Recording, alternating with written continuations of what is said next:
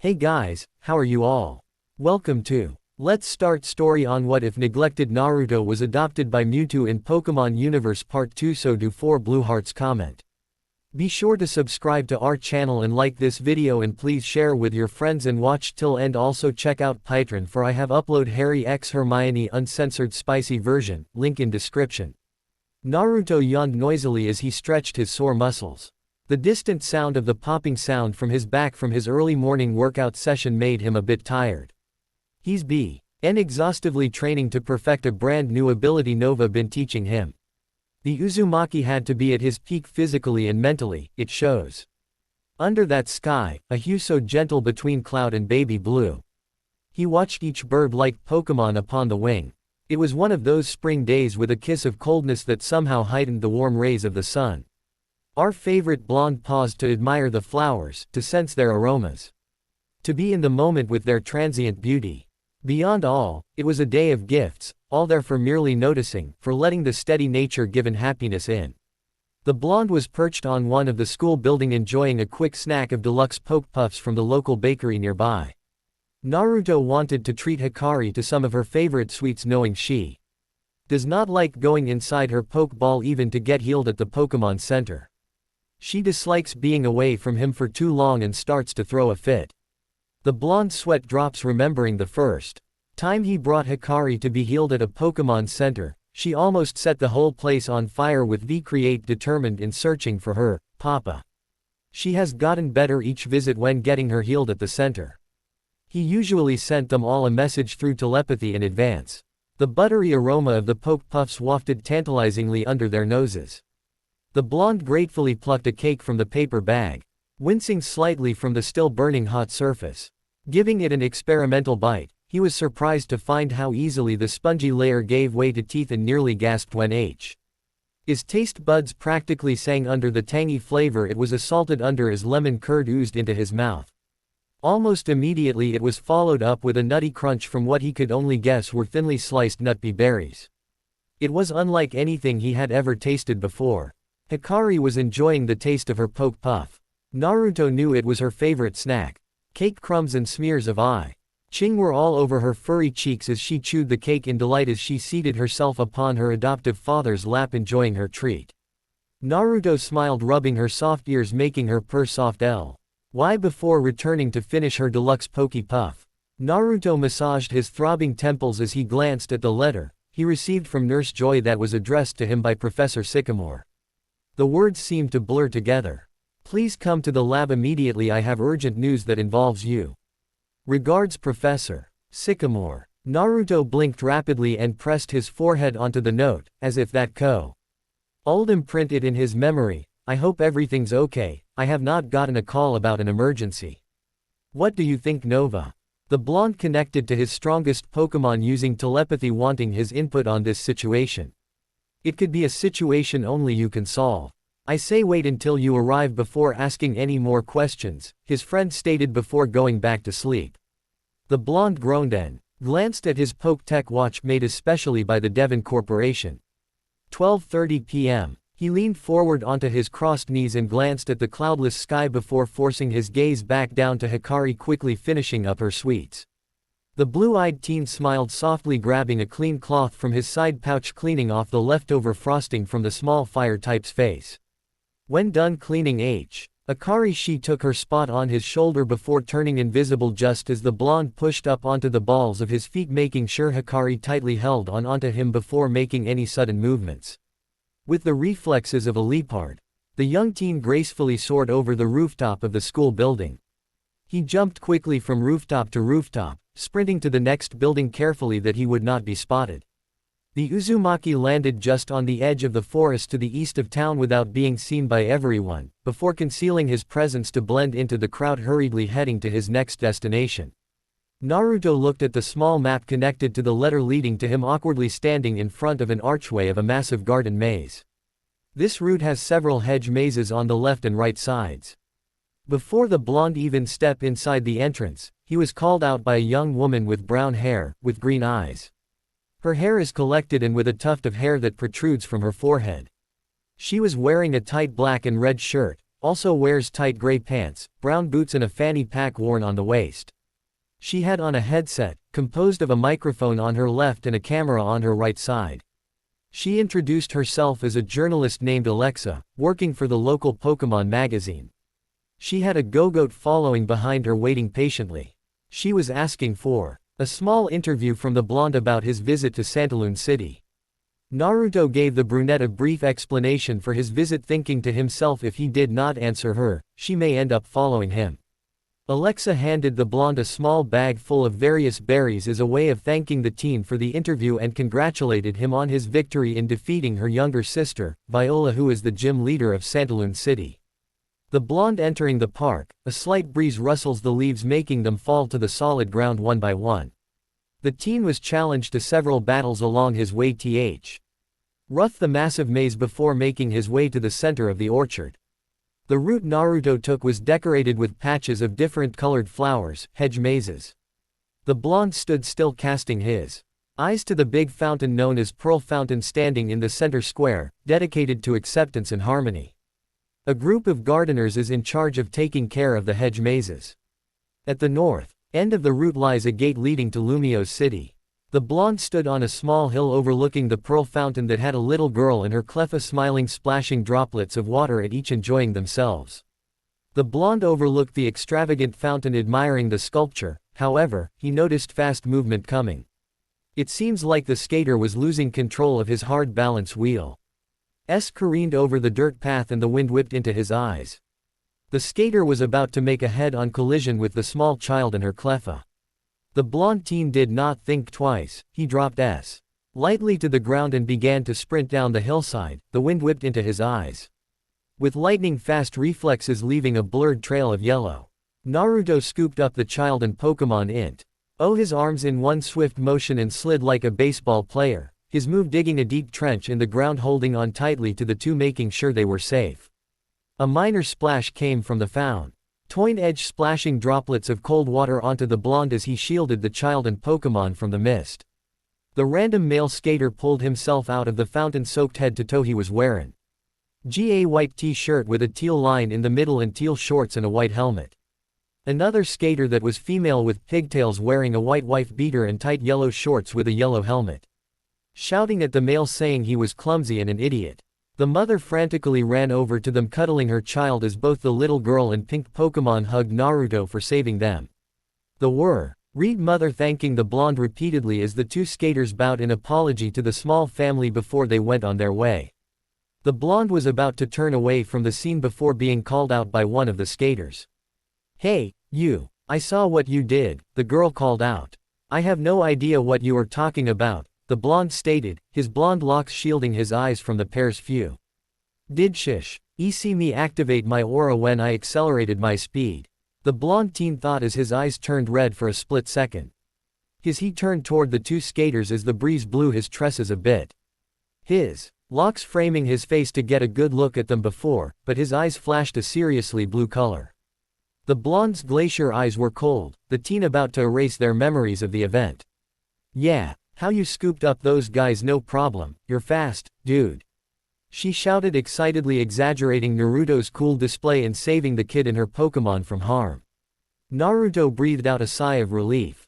Now knowing these guys did not see him using his abilities, so he played the rescue off like it was beginner's luck. The blonde was scratching his head bashfully from the praise. The skater girl and he male that was now dry said they were practicing a new trick, but the boy lost control and started rolling down the hillside and could not brake fast enough to dodge the child. "Hey, how about a battle? We saw some of your previous ones while we were still practicing in the courtyard," the girl said, already bring out a Pokeball from her hip. Naruto nodded in agreement for the challenge. Both trainers stood a reasonable distance away from each other in the center square in front of the Pearl Fountain. The male skater was the referee for the match. There was a small crowd of passerbys on sidelines watching the match between the two trainers. "This will be a one-on-one match, please choose your Pokemon," the skater boy yelled out to both trainers. "Go Litleo, I choose you," a small feline Pokemon that is based on a lion cub.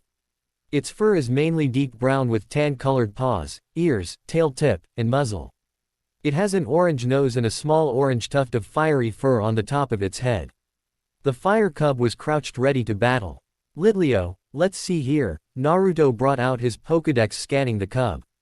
Litleo, lion cub Pokémon. The stronger the opponent it faces, the more heat surges from its mane and the more power flows through its body. They set off on their own from their pride and live by themselves to become stronger. These hot-blooded Pokémon are quick to fight. Level 18 Abilities, Rivalry, Unnerve. This Litleo is male and registered to Skater Girl. Aim, let's go. The Bubble Frog was also crouched ready for a fight. Litleo start things off with a Fire Fang. Litleo roared and rushed towards Aim with his mouth open, surrounded in flames. Naruto, after hearing the Skater Girl's order, gave out his order. Aim, use Quick Attack to dodge and then use Water Pulse.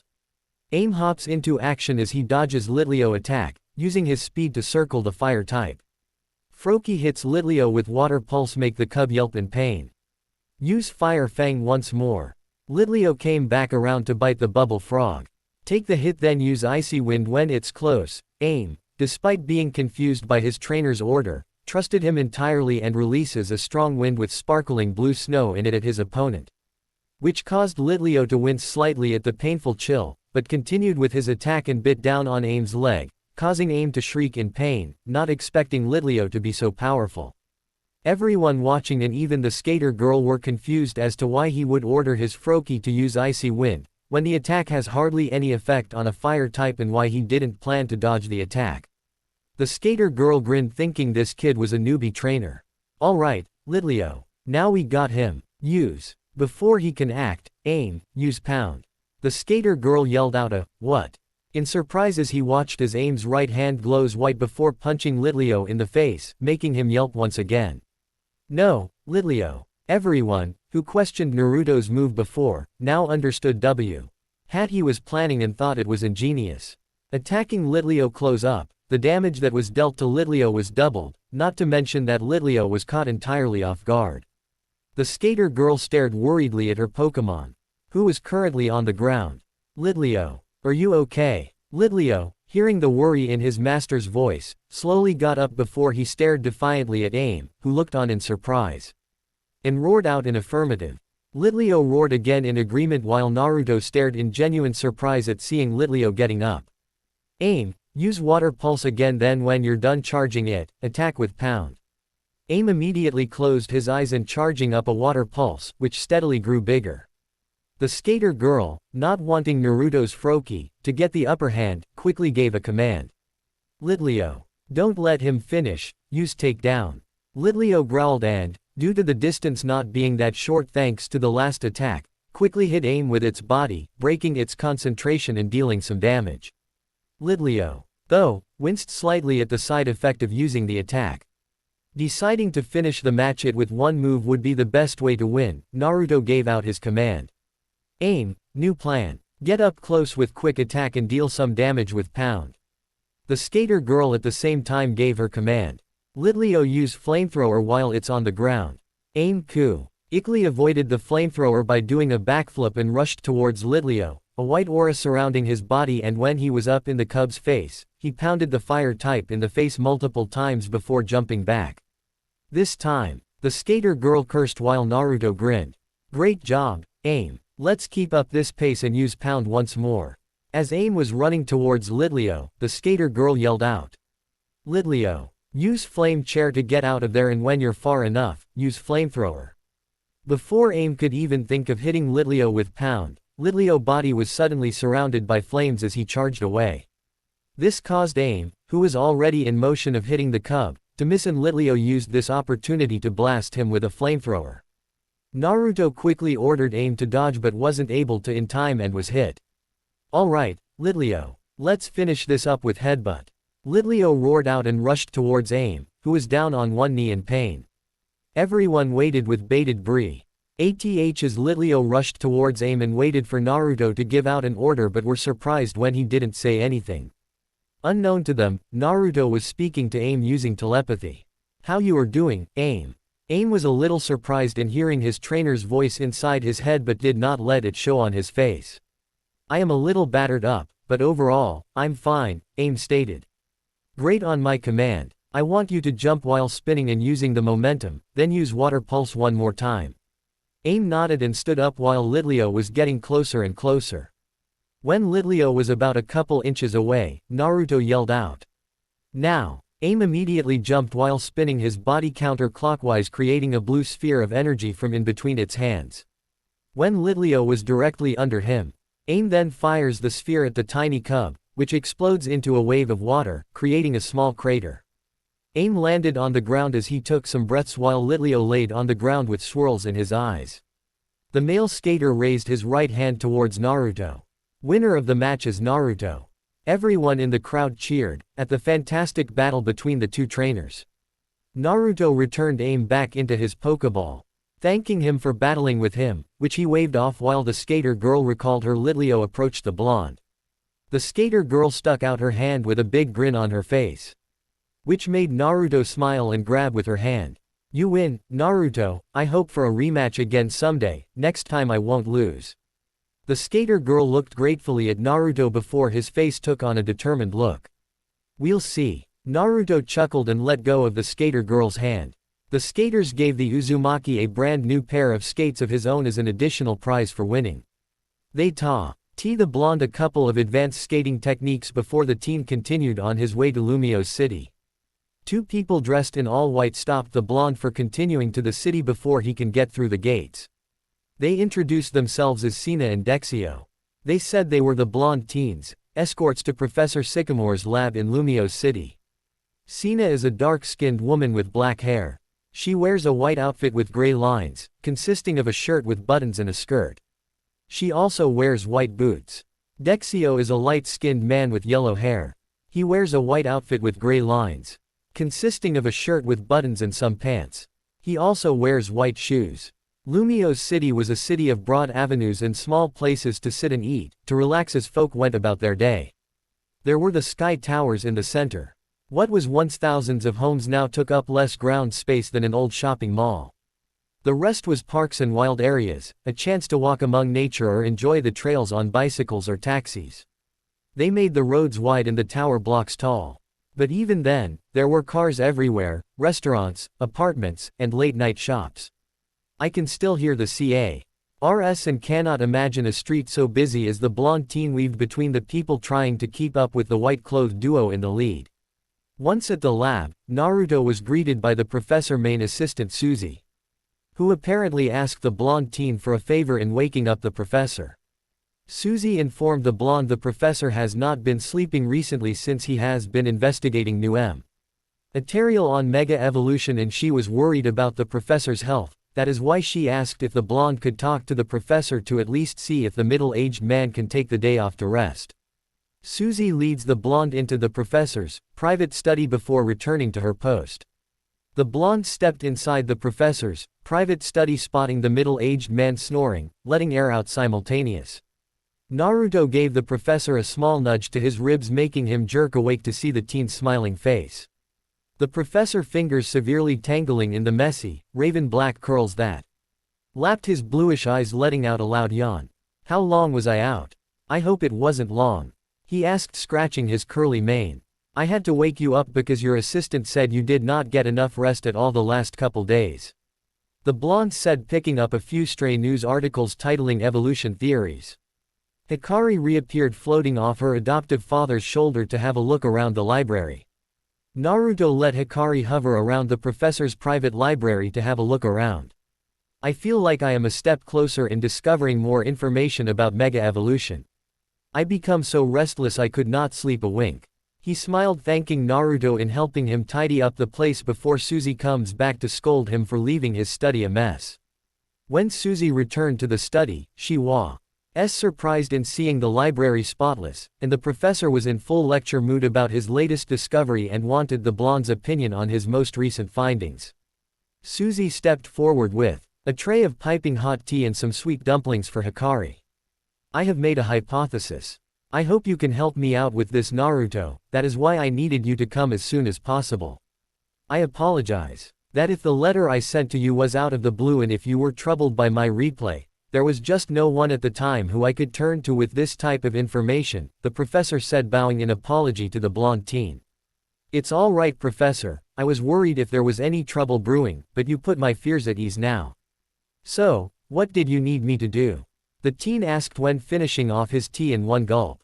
I did discover that Mega Evolution is only active when in the heat of battle. I wanted to record my findings so I can have more data to look back on when continuing my research. The professor stated, looked at the blonde with a determined sparkle in his eyes.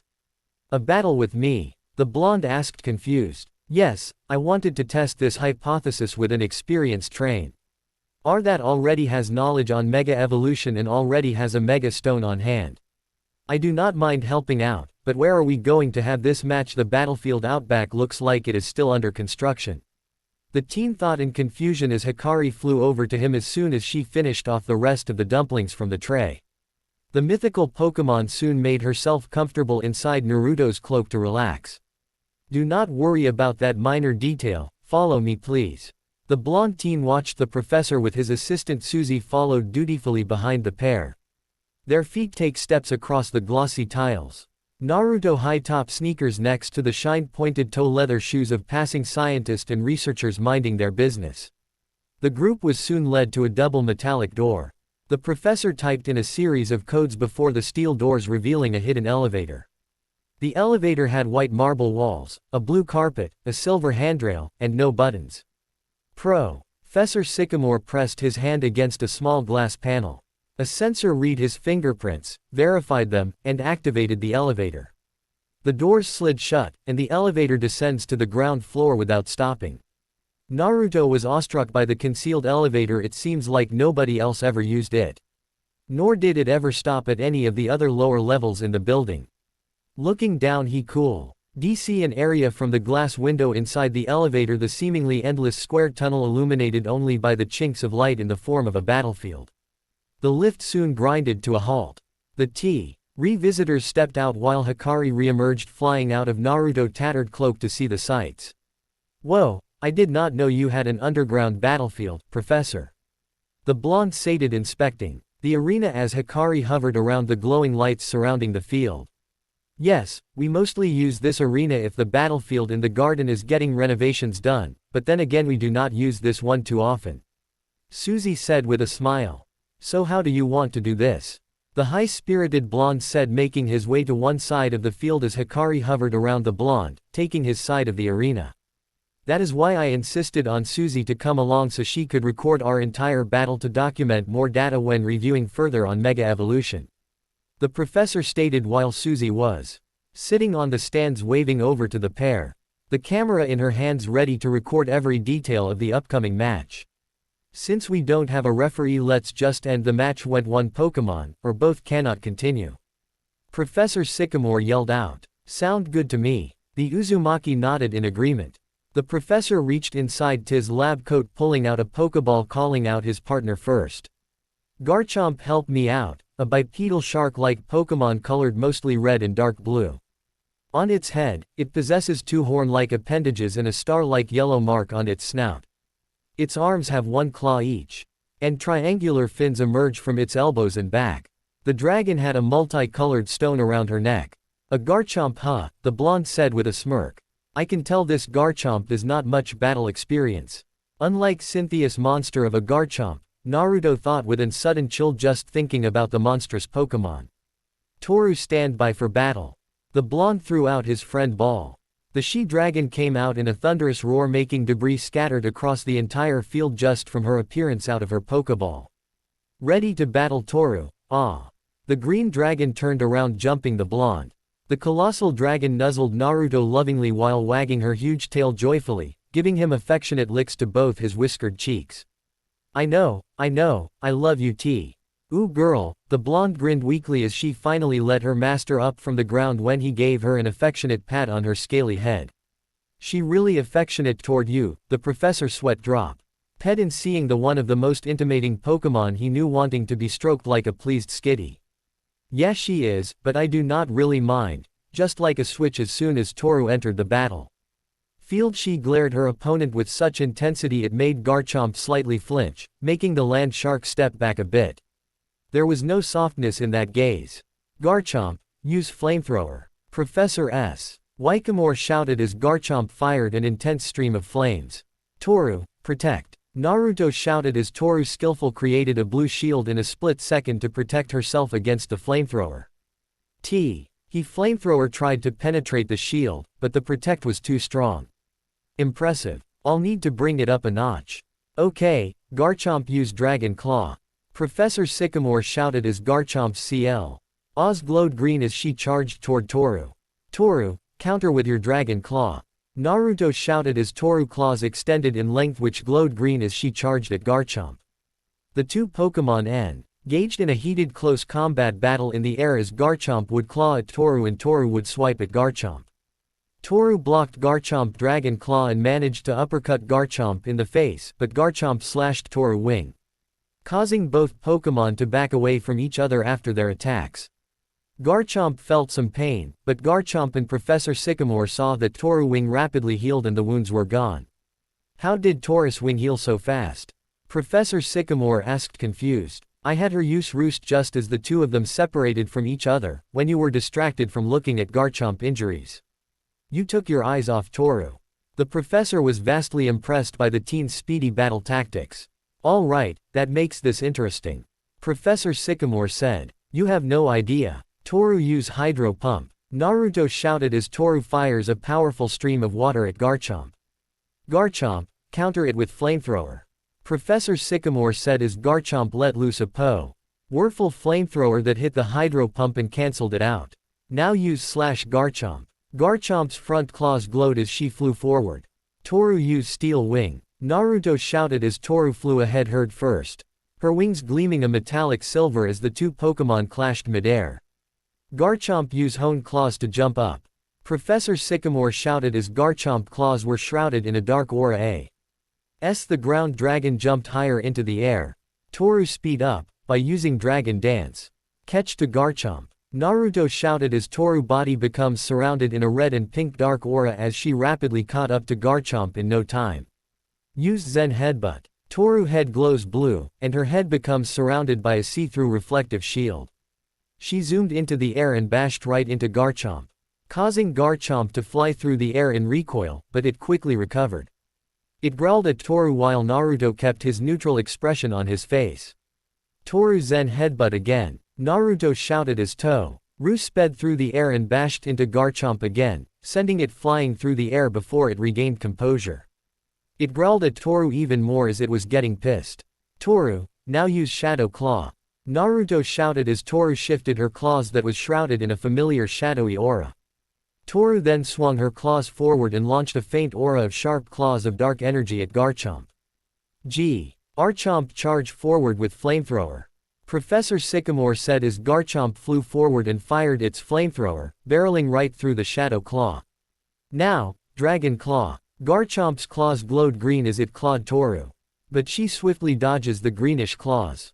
Now, Dragon Tail. Garchomp's tail becomes covered in a green, scale-patterned aura, which is used to smack Toru across the body and send her flying through the air.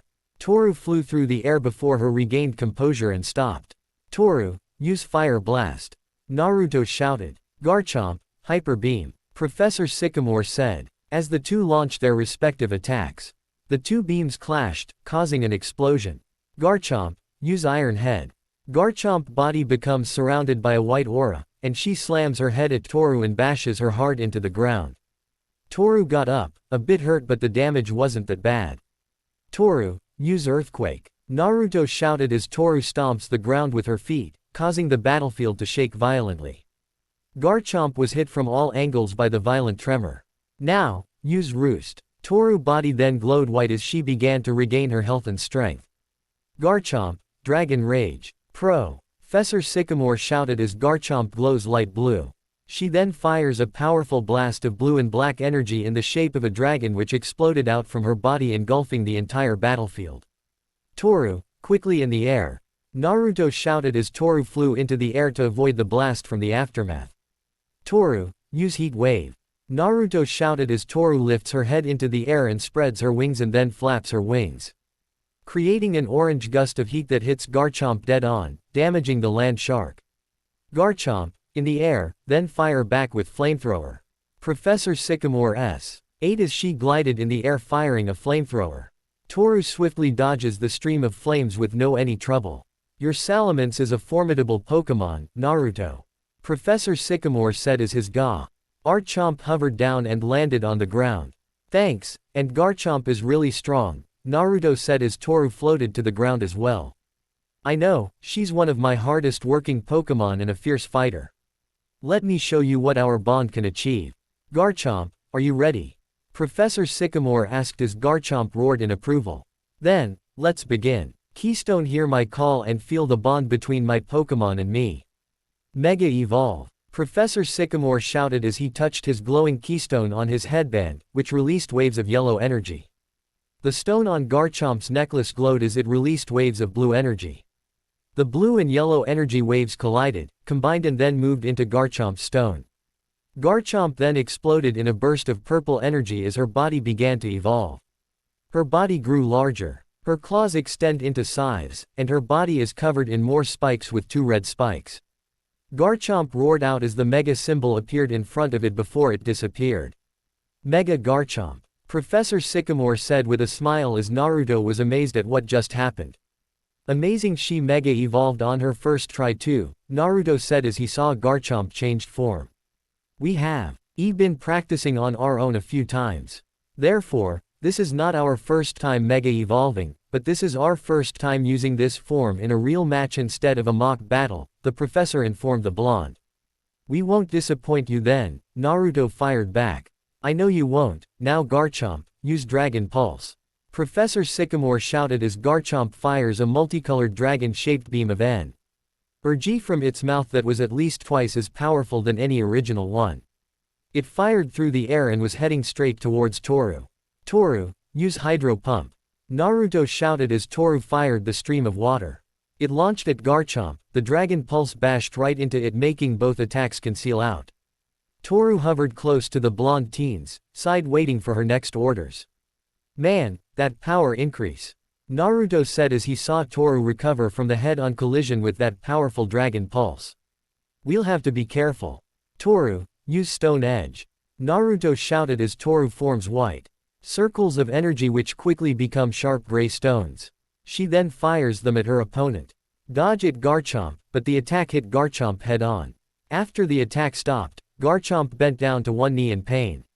I see. Garchomp's speed is decreased while Mega evolving. Professor Sycamore thought to himself, making a quick note of this encounter. We're not giving up yet, Garchomp use Hyper Beam. Professor Sycamore shouted as Mega Garchomp fires a dark purple and black beam of energy from its mouth towards Toru. Toru fly to avoid it. Naruto shouted. A Toru shot into the air to avoid the beam of energy which would have done some damage.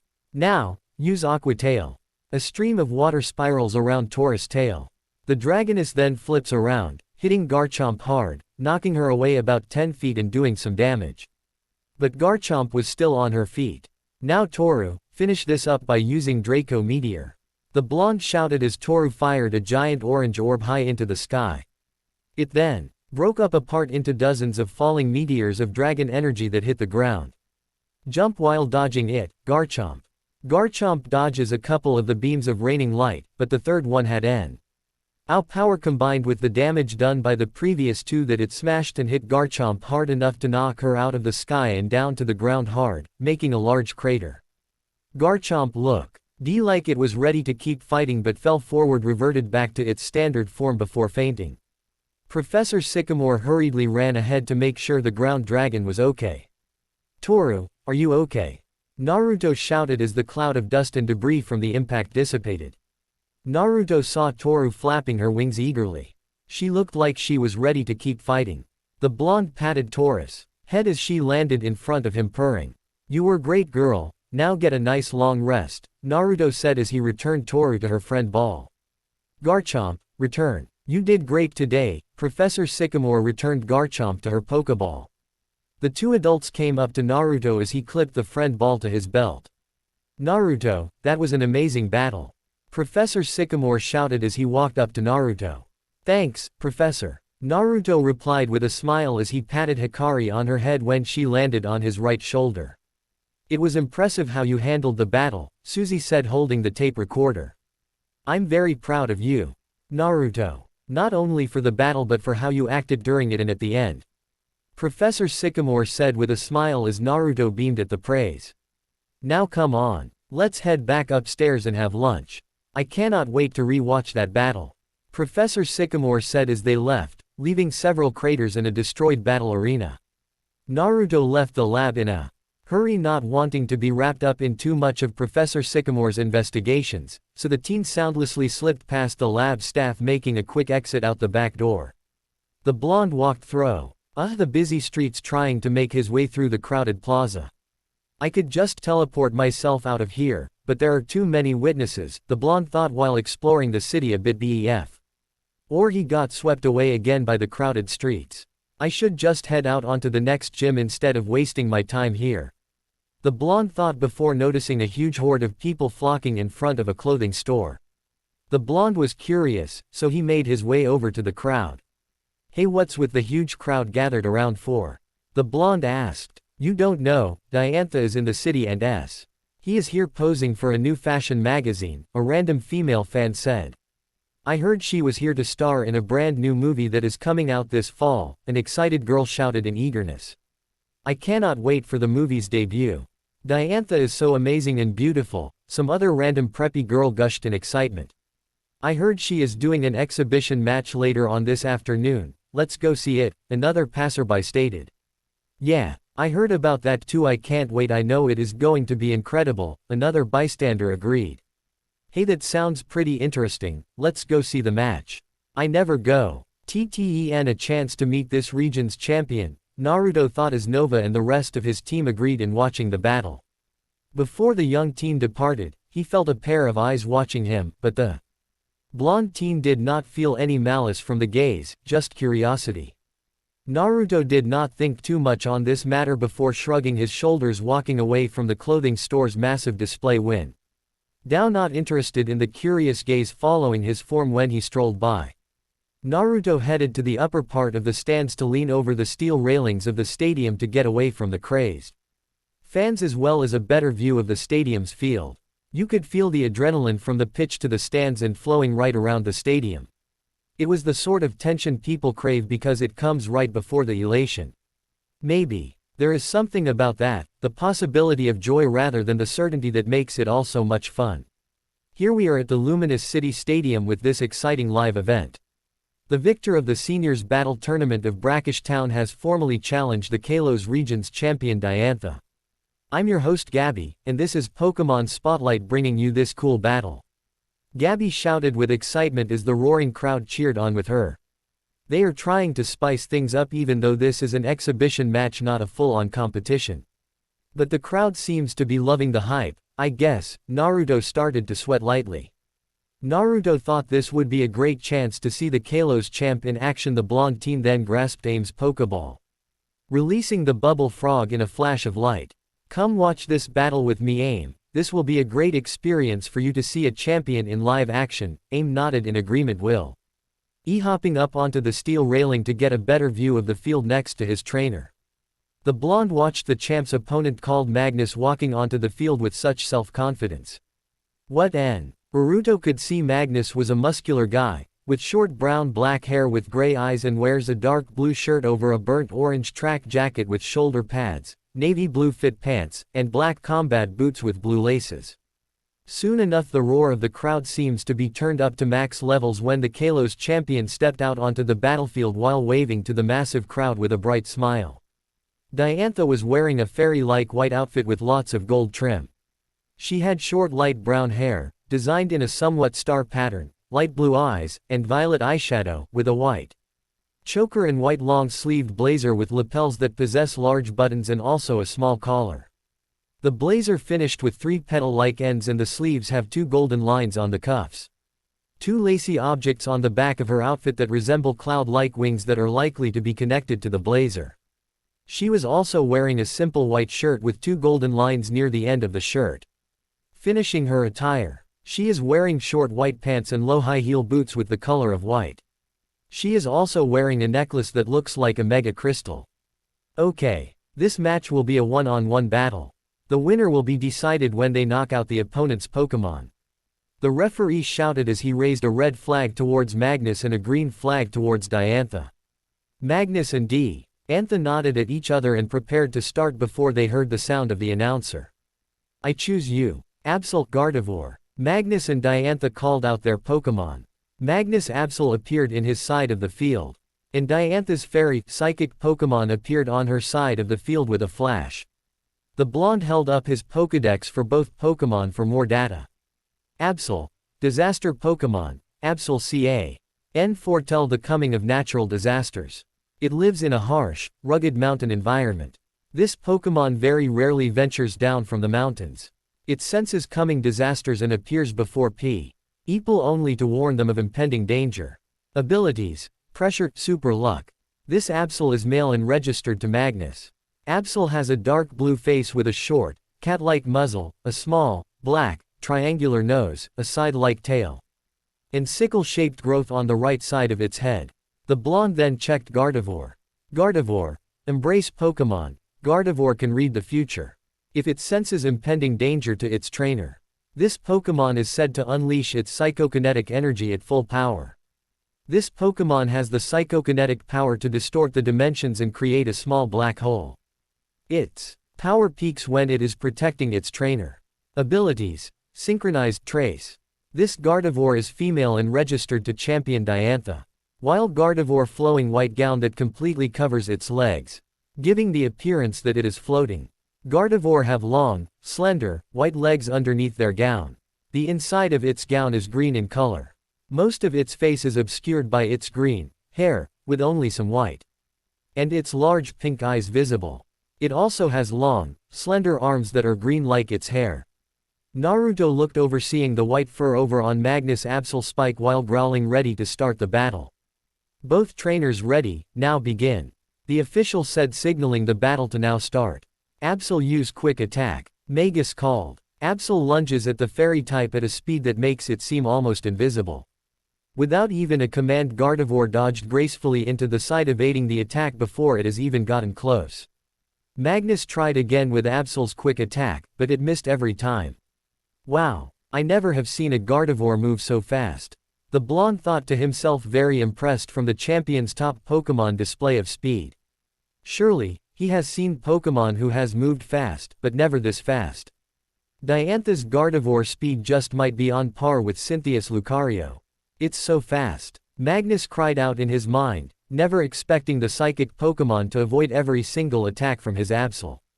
Absol, Thunderbolt. The dark type was surrounded itself with electricity, and then a bolt of lightning shot from its body towards the dual-type fairy, who dodged once again without needing to be told. Absol used Shadow Claw. Magnus called, and Absol darted forwards, shifted its claws that were shrouded in a familiar shadowy aura to swing its claws forward and launched a faint aura of sharp claws of dark energy at Gardevoir. However, the dual psychic type was too agile and quick. She sidestepped and bypassing every attack until she came to a swift stop, gaining some distance from the already tired Absol. Absol, use Psycho Cut. Magnus shouted. Absol fired a psychic scythe towards its opponent. Gardevoir, Shadow Ball. Diantha said as the two launched their respective attacks. The two attacks clashed, but Gardevoir attack continued towards Absol, sending it tumbling away with a whine. Gardevoir Moonblast. Gardevoir gathered energy, forming an orb of pink energy in front of its hands and fires it at Absol. The single attack engulfing the entire battlefield. When the smoke finally cleared, everyone could see Absol completely exhausted. It barely was able to keep standing. Come on Absol, are you alright? Magnus asked worriedly. Absol grunted, trying to stand up, wishing to continue fighting, before it dropped, fainting. The referee waited a few moments before raising his flag on Diantha's side. Absol is unable to battle, the champion Diantha wins the battle. The cheers erupt like an auditory volcano. It is all quiet 1 second and then deafening the next. I'm impressed seeing Gardevoir and Diantha's teamwork without as much as a single command, but I am not surprised since she's the champion and had the type advantage. She is weak. LL used Gardevoir's speed to completely avoid any damage before defeating her opponent, without even needing to Mega Evolve. Naruto thought as he evaluated the battle. The blonde looked down as both TRA Inners nodded in respect and shook hands in a fair battle. Naruto recalled aim to his Pokeball just as the crowd was starting to disperse and a vast number of photographers and reports fighting over Ju. Saint to get a glimpse or an interview from the champion herself. The young Uzumaki made sure Hikari was secure, she is still invisible, on his shoulder before brushed away a few his blonde bangs from high. Whiskered face while shielded his deep purple eyes from the sun rays before stepping off the pavement from the stadium about to set off to do a bit of last-minute shopping before heading off toward his next gym battle in Sillage City. Naruto. An incredulous, girlishly high voice made Naruto paused in his trek to the counter and turn his head. Damn it, Naruto grinded his teeth in aggravation. Watching the small group of Sasuke and his two fangirl followers now walking over to him. What were you doing at the lab earlier? We all heard the professor was in the underground basement level of T. He laboratory having a very important test battle. The emo questioned. My, so many questions Sasuke, but I don't see it being any of your business. Naruto grinned as Sasuke glared at him. Mighty curious, aren't you? Naruto. Sakura and Ino scolded, while Naruto gave them both an uninterested look. Just a test battle, Naruto gave in loftily, earning an even deeper glare from Sasuke and a look of frustration from Sakura. Have you already separated from the others? The blonde questioned the other teens. Not really, Shikamaru and Choji should be around here somewhere goofing off. We spent a couple of days with Kiba, Hinata, and Shino while we came to town, but we separated after we left the laboratory. Since Professor Sycamore called us all back for something important information, he wanted to discuss with us, Ino explained as Naruto nodded. But we had to see Diantha's specular battle. I wish I could just talk to her for a minute, I could get some fashion tips from her for my next contest. Ino grinned, flicking her long platinum blonde locks. Like she would even want to talk to you, Ino pig, she would have better things to do like having an intelligent discussion with a superstar like me. Sakura added her input. Really? Why would she want to talk to a flat-chested brat like you? I bet that massive forehead would be a huge distraction during any kind of interview. Ino laughed at Sakura's irritated expression. They would love to take amazing pictures for the upcoming Pokemon top fashion magazines of yours truly. The platinum blonde rebutted. Oh, yeah, bet a couple of extra uns would break the camera if they had to take pictures of your face. The pink-haired teen challenged back in anger. Naruto then noticed both Ino and Sakura had the dark hard teen in a death-like grip on both sides of his arms. Like in a vice grip. I bet their hands feel like cold iron wrist shackles in a prison. The young Uzumaki shivered, thinking to himself, feeling a bit sorry for Sasuke, just a little. Naruto, fight me. Sasuke cut in curtly, stony black eyes now opened and trained directly on annoyed violet ones. Don't you have anything else better to do? I don't have the time right now to battle you, Uchiha. Naruto said, aggravated. I don't care. You. Me. Now. He demanded, with a twitch in his eye. Naruto knew he wouldn't leave him alone until he has to Pokemon battle with him, so he agreed. Sure. It will be a one-on-one battle, seeing as you only have one Pokemon. You can choose which one of my Pokemon you want to battle. The blonde said calmly. It's not like it would make a difference. Sasuke clenched his teeth in anger. How dare that dope mock him? He would show him. The small group head toward a secluded part of a small woodland path by the stadium. Sakura and Ino stood on the sidelines. Whereas Sasuke and Naruto stood in the middle of a green field in the deserted area of the forestry so they would not be bothered. Charmeleon, go. Sasuke threw his Pokeball forward. And out of the light came a new face. Well, look who's been working hard. The blonde smirked, seeing the newly evolved fire lizard in its second stage of evolution. Naruto pulled out his Pokédex for a quick look. Charmeleon. Flame Pokémon. Charmeleon mercilessly destroys its foes using its sharp claws. If it encounters a strong foe, it turns aggressive. In this excited state, the flame at the tip of its tail flares with a bluish-white color. It lashes about with its tail to knock down its foe. It then tears up the fallen opponent with sharp claws. Abilities. Blazed Solar Power. This Charmeleon is male and registered to Sasuke Uchiha. So, it's mostly a Pokemon with anger management issues, Genesect said, bored tone. As the crowd saw, the fire type had a maniacal glint in its yes, as it slashed its claws in the air and breathed wisps of flames from its mouth. Bring out your Matang. The dark hard male said smugly. Naruto smirked, shrugging his shoulders, not caring if he was at a type disadvantage as he put away his Pokédex while reached to take out his heavy ball, releasing Chrome from its Pokéball. Going with the type advantage, huh? Sure, whatever you want. Naruto looked at the Steel-type Pokémon. You up for a battle, pal? Chrome nodded eagerly. It had been a long time since he had a good fight outside of the usual team sparring. Charmeleon use Flamethrower. Sasuke, shouted as the flame Pokémon let loose a large stream of fire. Chrome, dodge it, Naruto said as Chrome levitated over to the side, swiftly evading the flames with ease. Now Charmeleon, get in close and use Dragon Claw. The Uchiha shouted as Charmeleon's claws enlarged while glowing green and ran at Chrome. Chrome, let's meet them head on with Metal Claw. Naruto called as Metang started to fly towards Charmeleon with its claws glowing bright silver. The two Pokémon engaged in a heated close combat battle on the ground as Chrome would claw at Charmeleon and Charmeleon would swipe at Chrome. Chrome smoothly blocked Charmeleon's Dragon Claw and managed to uppercut the fire type in the face, making the flame Pokémon skid back a few feet. Agility, then Thunder Punch. I want to finish this as fast as possible. The dual type disappeared from everyone's sight, and after a moment before materializing just behind the unsuspecting fire type, Chrome takes a firmly grasp its sharp claws, electricity flickering to life, and delivered a direct hit to the flame Pokémon. The painful punch launched, striking the Pokémon's abdomen with electricity, flaring wildly and shocking Charmeleon as a result. The proud fire type was sent flying, landed a good distance away from Chrome. Again, Sasuke was stunned, but he regained his stupor while gritting his teeth, noticing Charmeleon had taken a lot of damage. Rom, that single attack and was on his last legs.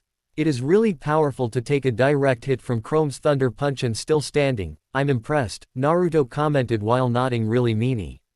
In his comment in seeing the strong-minded fire type still wanting to fight. Shut up, Charmeleon, use Fire Blast now.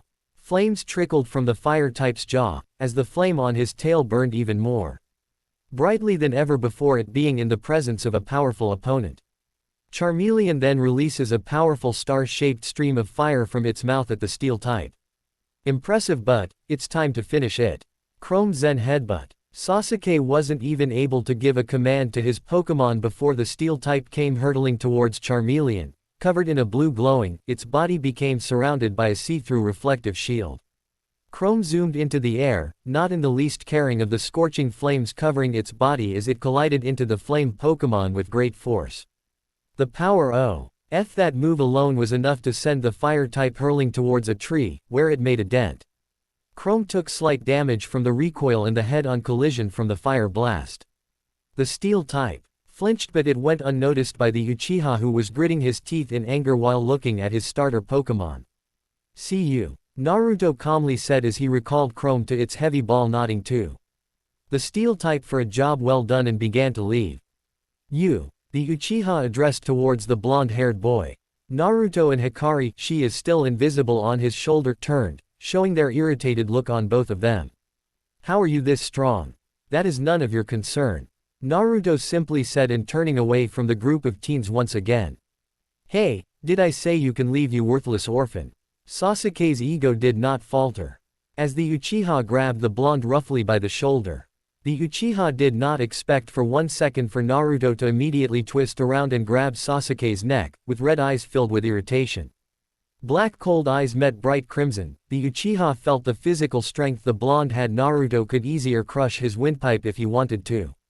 You just don't get it. Is that why you're trying to pick a fight with me? Or is this about something else entirely? He knows you're weak. Pathetic. Bitter thoughts rise in tempo, pounding again in the Uchiha's head. You want strength, do you? Naruto bellowed in a near impossible volume. Sasuke nearly pissed his pants, but he wouldn't swallow his pride. Whoa, let's all just calm down. Ino hurriedly intervened swiftly onto the pair. Naruto let Sasuke go, Sakura demanded, pushing herself between the two as well. I need to get stronger too. There's no way I could have stood a chance how I am right now. The young Uchiha realized at seeing Naruto's power once again. This guy's a special kind of stupid. Genesect whispered. Yes, it is impossible that you are so strong. Sasuke cried out, but the Uzumaki's grip got tighter. How worthless. Why are you saying things are impossible? You just decided that to make yourself feel better. Naruto said, which made Sasuke freeze. What? That was all he could say before Naruto let him drop to the ground. Sasuke's neck started to bruise from Naruto's firm grip. Even from Sasuke and the teenage girl's attempt to peel the blonde Uzumaki off their crush was fruitless. Sasuke watched as Naruto's face changed to a somber feeling. You guys sure are a worthless bunch. People like you will never understand, stated looking at his old classmates. In order to gain strength, whether you win or lose, you can always come out ahead by learning from the experience, Naruto recited, almost as if it was talking about his own life experiences. What nonsense are you talking about now? Sakura screeched. You shouldn't talk. It makes you sound stupid. Naruto shook his head in disappointment just as Hikari unexpectedly emerged nuzzling her adoptive father when feeling his abrupt temperament change. Nevertheless, the blonde stroked the mythical Pokemon's furred jaw as she purred in delight from the gentle touch. Don't get too close to them, Hikari. Their stupidity is contagious, Naruto said loudly for the group to overhear, making them shoot the cloaked blonde teen a dirty look from his jab. Naruto didn't say anything when turning away Dissipi. Ring past the tree line to continue his shopping trip. This just pissed the emo off more. He too returned his Charmeleon to his Pokeball and left the scene without saying a word.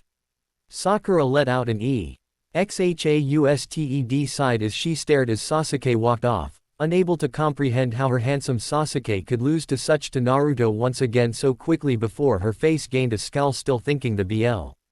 Uzumaki cheated somehow but couldn't comprehend before trying to register what just happened. But Sasuke was one of the top trainers back at the academy. Ino gaped from the display. Surely, she has seen Pokemon who has moved fast. But never this fast. Ino didn't breathe for a full 30 seconds when she analyzed the match, still not trying to comprehend Naruto's small words of wisdom. It has been a few hours from Naruto's abrupt encounter from the group. Okay, I am now fully restocked on all of my gear and items. I won't be making any more stops until I make it to the next town. The blonde pondering to himself while lost in thought until he felt a small squeeze on his shoulder. He looked over knowing the squeeze came from Hikari. Papa, look. The blonde looked over spotting a grand menu of deluxe chocolate cakes on display in a window of an extravagant nearby cafe. Can we try some please? The little fire type pleaded to her adoptive father for the treat. Hikari, you are going to spoil your appetite before dinner if you eat so many sweets now, the blonde said, knowing his adoptive daughter's sweet tooth. I promise to eat my dinner, Papa, I promise, pretty please, with a cherry on top, lifting up her huge sapphire eyes pleading. The teen sighed, giving in before walking toward the cafe. Hikari smiled hugely silently, giving off a cute cheer while still invisible. The blonde was about to open the door to the small pastry shop, but accidentally knocked over a dark-skinned girl's package. Before the blonde had the chance to apologize to the said girl, the female started yelling noisily in his face. Hey, why don't you watch where you're going? You made me drop my cake. I'm sorry, I didn't mean to knock over your cake. Please let me pay for your last order, the blonde said with his hands up in surrender. Come on, Kaori, it was an accident, don't blame someone because of your huge man hands. A bored tone came from behind the female coming out of the store. A swift punch came from the feisty dark-skinned girl, making the male smash into the ground, holding his face in pain before she locked her eyes back onto the surprised purple-eyed blonde that made her drop her dessert. And you, I won't let you off that easily. I'm going to make you pay for your rudeness. You are just like that dark-haired Uchiha emo jerk that humiliated me in front of our master killer B. She rudely pointed to the blonde. By any chance is this emo named Sasuke Uchiha? Naruto, already knowing who the douche that upset this strange girl was talking about before she even finished her ranting. I bet that Tem took all his anger out on this loud girl when we separated. That's right, I bet you know that ass hat. I bet you both are best friends. This girl couldn't be farther from the truth, the blonde thought to himself, and his companions with him. This female must have psychological issues or incredibly stupid, Mewtwo stated. Or both, Genesect thought in agreement. The girl named K. Urui is a dark-skinned kunoichi with long spiky red hair and amber eyes. As noted by the Kumogakure flak jacket with frilly edges. She wears a long, short-sleeved dress with two simple yellow earrings, fishnet stockings. Thigh-high sneakers with white soles. She is wearing a black bandana around her head. Come on, this is all a big misunderstanding. I will even call Killer Bee himself to apologize. Me and him are actually good friends. The blonde gave the girl a small smile, thinking of the dark-skinned muscular rapper. How do you know Master Killer Bee? He would never associate with a nobody like you. I bet you're lying. The blonde had a feeling this hot-headed girl is the type to act first then think about the consequences later. What I hate more than disrespectful people are liars. The yellow-eye female brought out a fast ball from her back pouch. I am going to teach you a lesson. Let's battle now, she exclaimed. Why does this petty quarrel need to be solved over a battle? The blonde said confusedly. Because I said so, she shouted back. It seems like if I don't comply, this crazy person won't leave me alone. Bad enough she may start following me. Naruto thought about this situation deeper. Fine, but only one-on-one. Okay, I have places to be and can't be stuck here all day, Naruto said with a bored tone, leading the way to the closet battlefield, which wasn't too far away from their location. The girl named Kaori started to fume because of Naruto's statement, but followed the blonde to the deserted battlefield with her male companion following as well. Sorry Hikari, just wait a little longer for your treat. This won't take long. Hikari nodded at her father figure while she was still invisible for the time being. When the group of two males and female made it to the field, Naruto now just noticed the angry girl's companion that was sucking on a lollipop that now sported a shiny black eye from the fiery girl's punch earlier. The boy named Omoi is a young, dark-skinned male with short, spiky white hair and dark eyes accentuated with eyelashes curving upwards from the corners.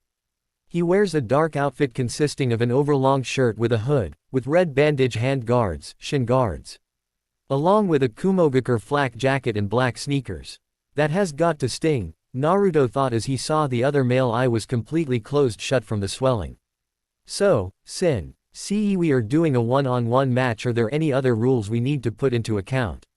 The young blonde asked, curious to what kind of strategy the dark-skinned female will use. I forgot to introduce myself. My name's Naruto. Nice to meet you too, the blonde smirked at the two trainers from Kumo. I don't care who you are, so hurry and bring out your weak-ass Pokemon. Naruto wanted to shut this girl up. He had a bright idea to help put this girl in her place, even though he thought this will be a bit overkill, but she needed a reality check and fast. The bored dark-skinned teen then got in the middle of the field and looked at both Kaori and Naruto, asking if they were ready, which they responded in kind, and said, this will be a one-on-one match between Kaori from Kumo and Naruto. There will be no substitutions. If both trainers are prepared, send out your first Pokemon. All right, Zebstrika, take charge of the battle, Kaori shouted as she threw the fast ball and it released Zebstrika. Zebstrika landed on its feet, stomping its hooves in a fighting stance. A Zebstrika, huh? The blonde thought out loud, holding up his Pokédex. Zebstrika, Thunderbolt Pokemon. When Zebstrika run at full speed, the sound of thunder reverberates. They have lightning-like movements. When this ill-tempered Pokemon runs wild, it shoots lightning from its mane in all directions. Abilities: Lightning Rod, Sap Sipper. This Zebstrika is male and registered to Karui of Kumogakure. I am going to win this one. Electric types are the best, Karui exclaimed. Why do you think that? Naruto asked. Because they only have one weakness. Also in Kumogakure everyone specializes in electric types, especially our village leader and our sensei Master B. Other types are so lame, she huffed, shrugging her shoulders unsympathetically. That should not make you so prejudiced over other types because of your own opinion, the blonde stated. I don't need advice from a stupid loser like you. Electric types are the best over any other types, she shouted back. Let's just get this over with. Are there any other rules? Naruto sighed annoyedly from this crazy girl irritating attitude. You can use any Pokemon you want, I won't then have to use my best against you, she laughed, thinking this battle will be a breeze. You know what, since you're so adamant thinking electric type Pokemon are so superior to any other Pokemon, why do I use one of my Pokemon that is a major disadvantage against yours? The blonde grinned innocently before taking out a lure ball from his belt before it enlarged. I choose you, Tessa. Naruto shouted. As he threw his lure ball into the air, and in a bright flash, Naruto's huge blue serpent Pokémon appeared on the field in all of her glory. The two foreigners from Kumo let out loud gasps over the size of the Pokémon, while many people nearby had fallen onto their butts from surprise. That is one huge Gyarados, Karui thought as she and her Zebstrika took a step back out of fear before Gyarados looked at her and roared. Both she and her Pokémon started to scoot back from the wind force behind the roar. She had to place her hand in front of her face from the enormous roar, while Naruto patted his hand on the side of Tessa's scaly body as she stopped roaring before she coiled up around Naruto and lifted him into the air. With an affectionate lick that left Naruto mostly covered in slobber, she started to show her love for her trainer. "Ha ha ha, nice to see you too, girl," Naruto said as she let him back down onto his feet, before uncoiling and getting onto the battlefield with determination in her stare. Zebstrika flinched back at the appearance of the powerful, and huge, Pokémon. The dark-skinned girl was sweating bullets. Everyone knows it takes a very skilled trainer to tame and train a Gyarados. Those sea monsters just don't obey anyone without a tough trainer to keep them in check because of their outrageous temper. It seems like the overgrown sea snake was completely submissive to this blonde kid. It made her even angrier. "I won't lose to you, blondie," Karui called out in anger. "Begin." Omoi stood in the middle of the area calling the match for the match to start. Zebstrika used Thunderbolt quick. The electric zebra becomes surrounded by yellow static and it releases multiple bolts of yellow electricity from its body at the sea serpent. "Dodge and use Aqua Tail," Naruto coolly called out. Tess roared furiously, slipping past the electric sparks and heading straight for the Thunderbolt Pokémon. Her tail was encased in a swirling ribbing of water and she twisted to slam her large tail down on the electric zebra, like a bug swatter on a fly. Zebstrika was flattened, and for good measure, Tessa did it twice more. This match was so one-sided I wouldn't even call this an official battle, Omoi thought when he saw Karui completely collapsed onto her knees when she returns her Zebstrika to its Pokeball. Karui reddened further but huffed and turned away Kurz. Ingen refused to cross the field to meet Naruto in the middle for a handshake. Naruto frowned, lowering his hand. "You're a sore loser, huh? I shouldn't have been beaten by some snot-nosed punk like you." Karui snapped, clutching the capsule to her chest as Naruto shrugged his shoulders uncaringly. "We should be heading back soon, unless our master Killer Bee ran into some powerful trainers who he underestimated. And all his Pokémon were defeated, causing a huge crisis," Naruto deadpanned, hearing the crazy paranoid theory from Omoi.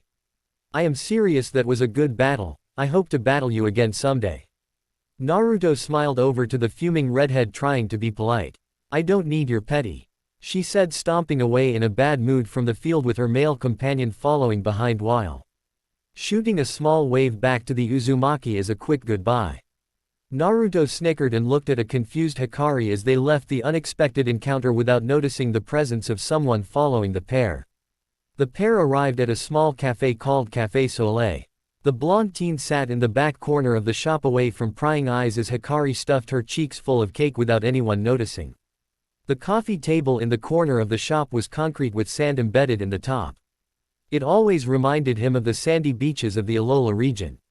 The coffee table was a round tin tray on legs. The surface was brightly painted. Doubtless once perfect. Upon it was the image of a fletchling in snow, a symbol of life amid the cold. The table legs were iron rods curved at the base, rising upward, somewhat organically. Naruto glanced at his wristwatch. There were only a few minutes until dinner time. At his side sat a forgotten coffee mug, long since devoid of warmth. The sounds of the busy city folks droned on. But the blonde was preoccupied. His eyes glazed over, spotting cake crumbs and smears of icing were all that remained of the once triple-layered Victoria sponge he ordered for the small Pokémon. Hikari hurriedly finished her snack before lifting herself to snuggle back into the blonde teen's cloak in a relaxed manner. Naruto cleaned the coffee table hurriedly, intending to finish the rest of his coffee and leave the overly crowded city, but snapped his gaze over to the approaching sound of high heels stopping in front of his table. "Hello, young man, may I join you?" The mystery woman was wearing black straight-leg trousers, a long black coat with a V-neck and a white shirt with a pink scarf. Her outfit is finished with black kitten heels and excessively large black sun Had an overly bulky rim-tinted lenses hiding her eyes. Of course, please sit. Naruto bit the edge of a smile when he got a funny idea in his head, a vain attempt to keep his grin at bay. The tension behind his perking lips wasn't something that could easily be ensured. When the mysterious woman got comfortable at the table sitting down her dessert plate, the blonde decided to start up the conversation. "What brings you here, ma'am?" Naruto asked, smiling while tracing his fingers around the rim of the coffee mug calmly. "Oh, nothing special, I just happened to be nearby when I saw the lovely desserts in the display window and had to have a taste of the latest sweets," she brightly smiled, taking in a mouthful of buttercream and strawberries. The unknown lady's cake was an elegant strawberry thyme cake, with alternating layers of strawberries and vanilla buttercream, and then decorated with rich golden icing, candied citrus, and sprigs of mint to top it off. "Well, it is a real pleasure to finally meet you face to face." Diantha, the mysterious woman's mouth were frozen wide open in an expression of stunned surprise, and although she was staring straight at the blonde teen, she appeared not to notice him at all. Diantha pushed down her sunglasses a bit to show her light blue eyes, and violet eyeshadow under the dark shades. After she got over her shocked expression, she started to pout, thinking she could meet this blonde with him knowing her secret identity. "How did you know it was me?" She folded her arms, pouted her lips and waited for an explanation as the blonde snickered, ruining her masquerade. "I could tell you were following me for quite some time when I passed by that shop display, and how I knew it was you to begin with, I used my aura to sense you. After all, I am an aura guardian, by the way." Diantha's eyes grew again as she looked at Naruto in awe, wondering how one so young could achieve this level of talent. Diantha looked over to the secretive blonde across the coffee table. Her brows creased and face tense. When Naruto lightly sips his already cold coffee in hand, he asks, "So what's up? Why does the champion want to meet with me?" His tone casual and light. Diantha scowls at her now empty cake plate. "I have been informed that you, Naruto Uzumaki, have strong links to the official Pokemon League's union, so I wanted to speak to you about an important issue." Her serious tone gotten the blonde's undivided attention. "I have spoken with the Anastar City Gym leader Olympia about the threat that Kalos was to face in the future. During my visit, Olympia showed me a vision of Kalos' fate and future." Naruto takes another sip and then continues, serious-faced, "I see. Well, what does this threat entail exactly?" Diantha's face crumples again. "I don't know. But I do know that it does involve Zygarde." "Zygarde, the order Pokemon?" the blonde questioned in surprise. Diantha's face straightened. "Yes, do you know about it?" For a fraction of a second, the corners of Naruto's mouth twitch upwards, until his conscious mind asserts control again. "Not really. All I have read in books is that its species monitors the ecosystem and it forms from cores and cells. But that's all I know about it." Naruto's face is serious from his eyes to his mouth, no pleasure at all, not even masked. "Okay, as long as you are notified of this, you can assist the League Union by keeping a lookout," Diantha says. "We'll finish this discussion some other time. I have another reason for seeking you out too." Naruto, gaining the blonde's attention once again. "Naruto, if you're free tomorrow, can have a battle of our own," she said with a cheery smile. "With me?" Naruto asked. "Absolutely. When I watched both of your battles, I knew right away you were quite the tactician, using a mixture of offense and status. A talented trainer like yourself is a rare find, a young individual collaborating with a handful of Chief League officials. One must never give up an opportunity like this. A good battle will help show me," Diantha said. Naruto stood frozen in astonishment. The Kalos champion wants to battle him, by one would be considered an honor amongst many trainers. "All right, Diantha, I'll battle you," Naruto said, nodding his head ready. "Fantastic, tomorrow then," she smiled in delight. "Wait, where are we going to have this battle? I know bringing in a crowd is a bother for you, considering you are a famous actress and a champion for that matter," Naruto asked as he glanced over at Diantha, spotting her fighting a smile. "Don't worry about the minor preparations to me," mischief lurking in her light blue eyes. The early morning sun was already well risen, and the spring grass shone like it had its gentle glow from within. "If you don't hurry up, you are going to be late," Mewtwo stated offhandedly, leaning against the wall, crossing his arms as he waited for the blonde to finish his morning exercise. "I'm almost done. 97, 98, 99, and 100. The grinned brightly, showing off his bright smile as he looked down at the powerful psychic type from an upside-down view while he stuck to the ceiling. Naruto pushed off the ceiling, bringing his knees to his chest. Easy. Lee into an acrobatic backflip as he landed, perfect landing in front of Nova with barely a sound. Sorry about the holdup, you're right though, we need to get going. The blonde gently wiped off the extra sweat from the top of his brow. Here you go, Papa. Hikari. Victini smiled, floating over with a fresh towel for the blonde. Thanks, Hikari. The blonde smiled, rubbing off the excess sweat before Nging quickly out of his workout clothes.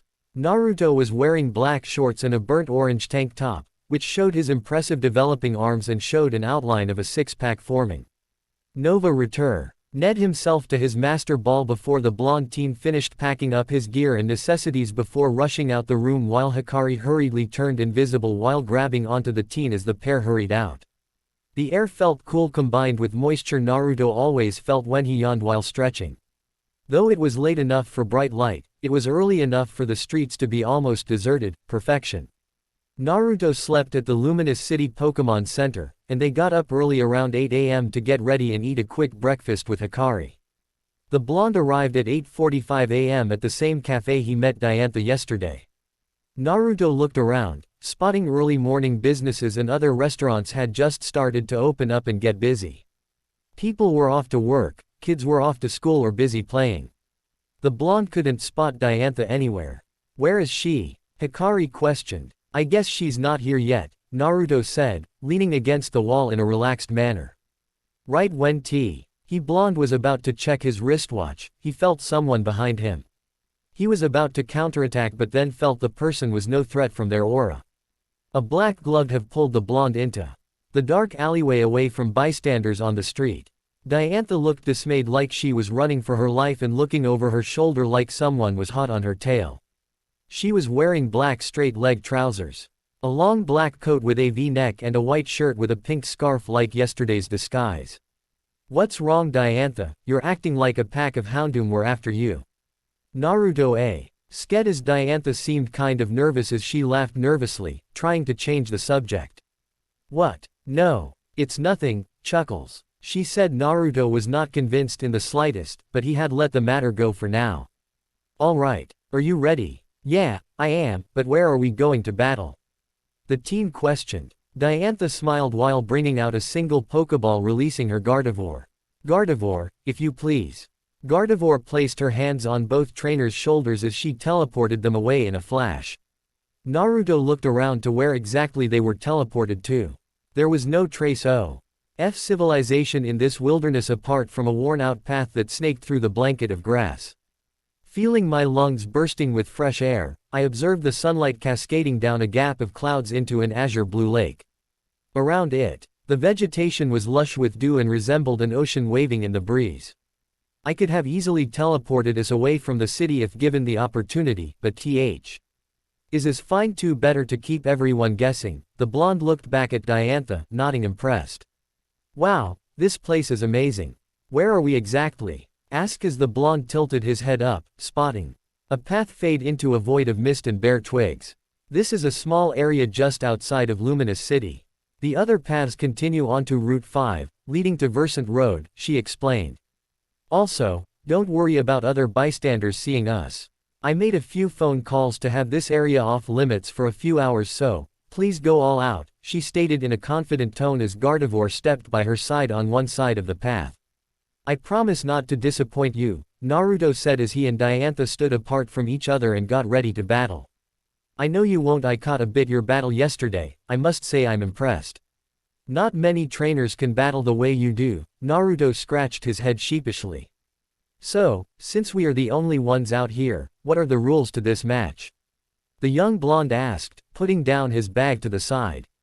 Naruto sensed that Hikari was at a safe distance away before looking toward the Kalos champ. Let's make this a little interesting. How about instead of the traditional one-on-one? How about we have a double battle?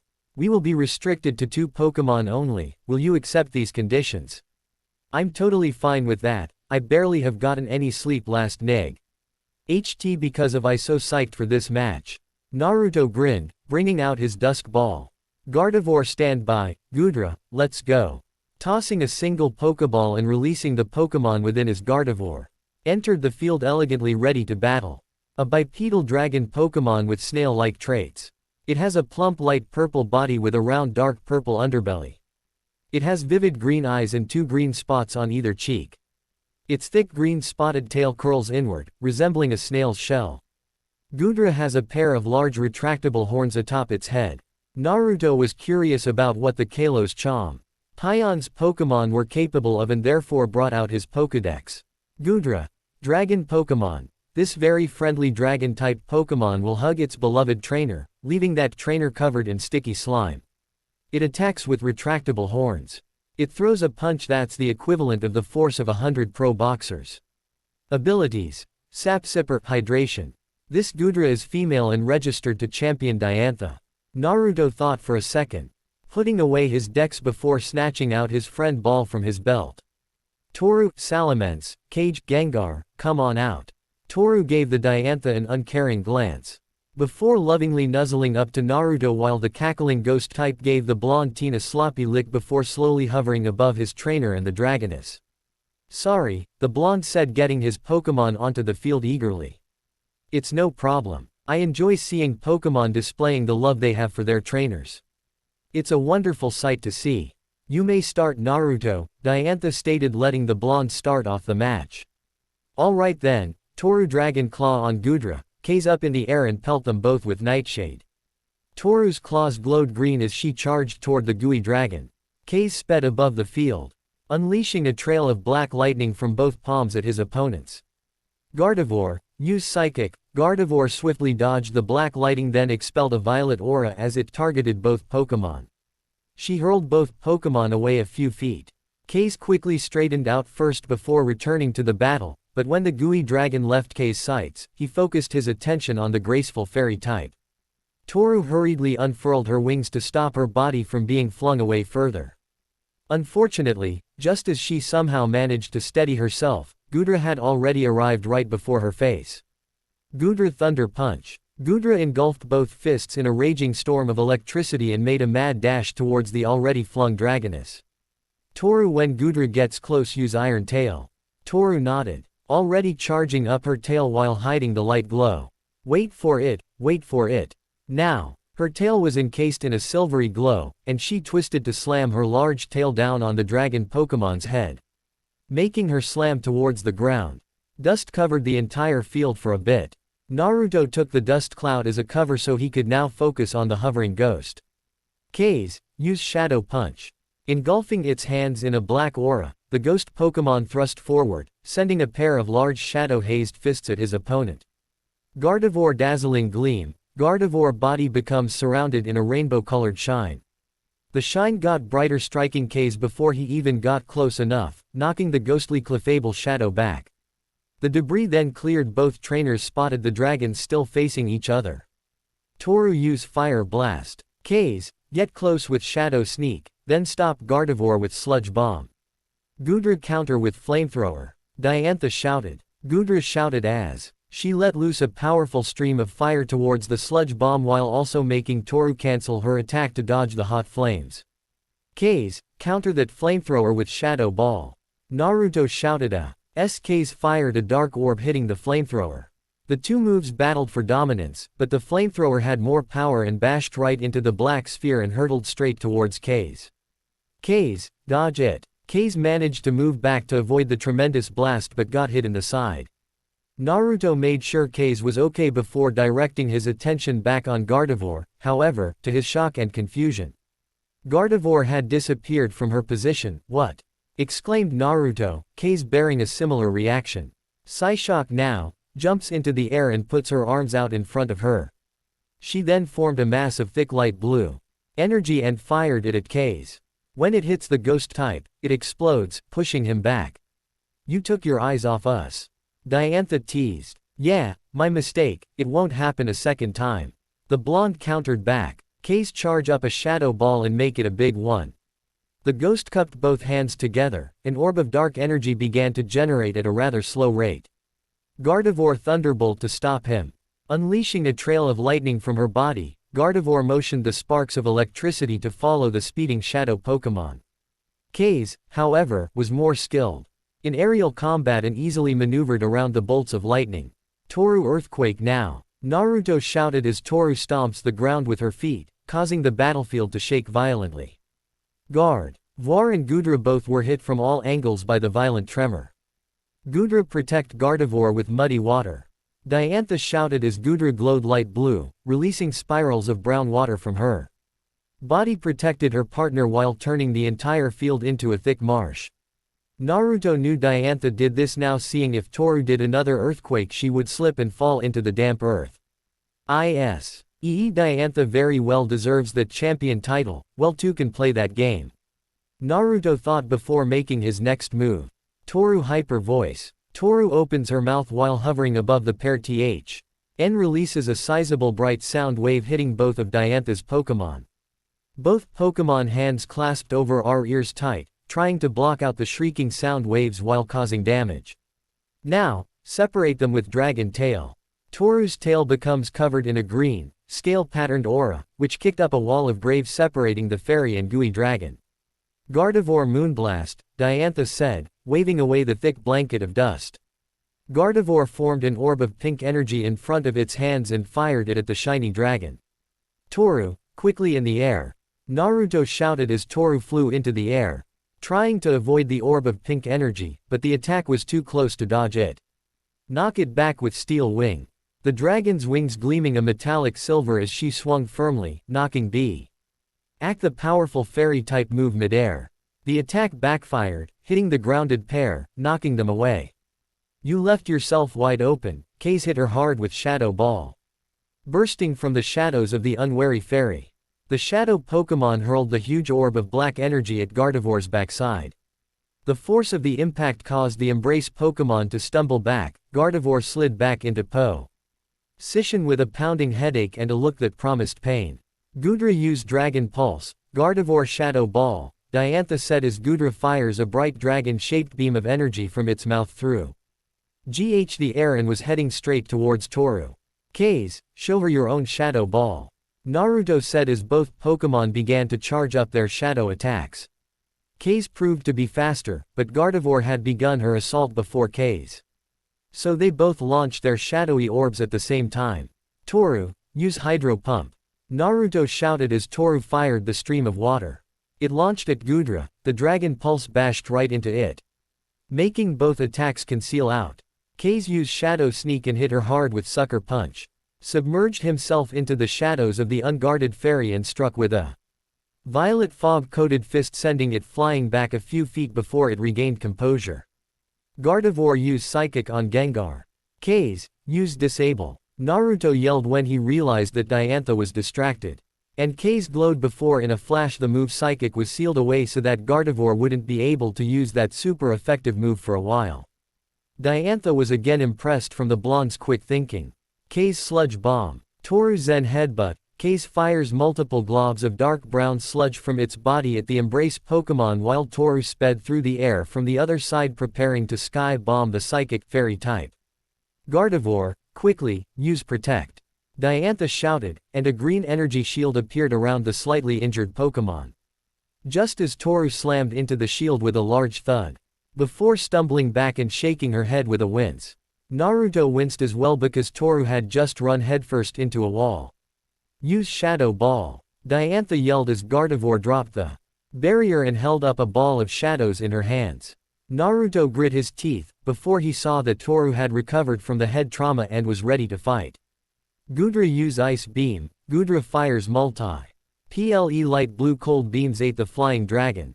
Toru, quick in the air. Naruto shouted as Toru flew into the air to avoid the cold beam before it made contact. Kaze used Toxic on Gudra, Naruto said. Just as Gudra started to stir before Kaze shot a glob of poison liquid that struck its aim true and knocked Gudra back.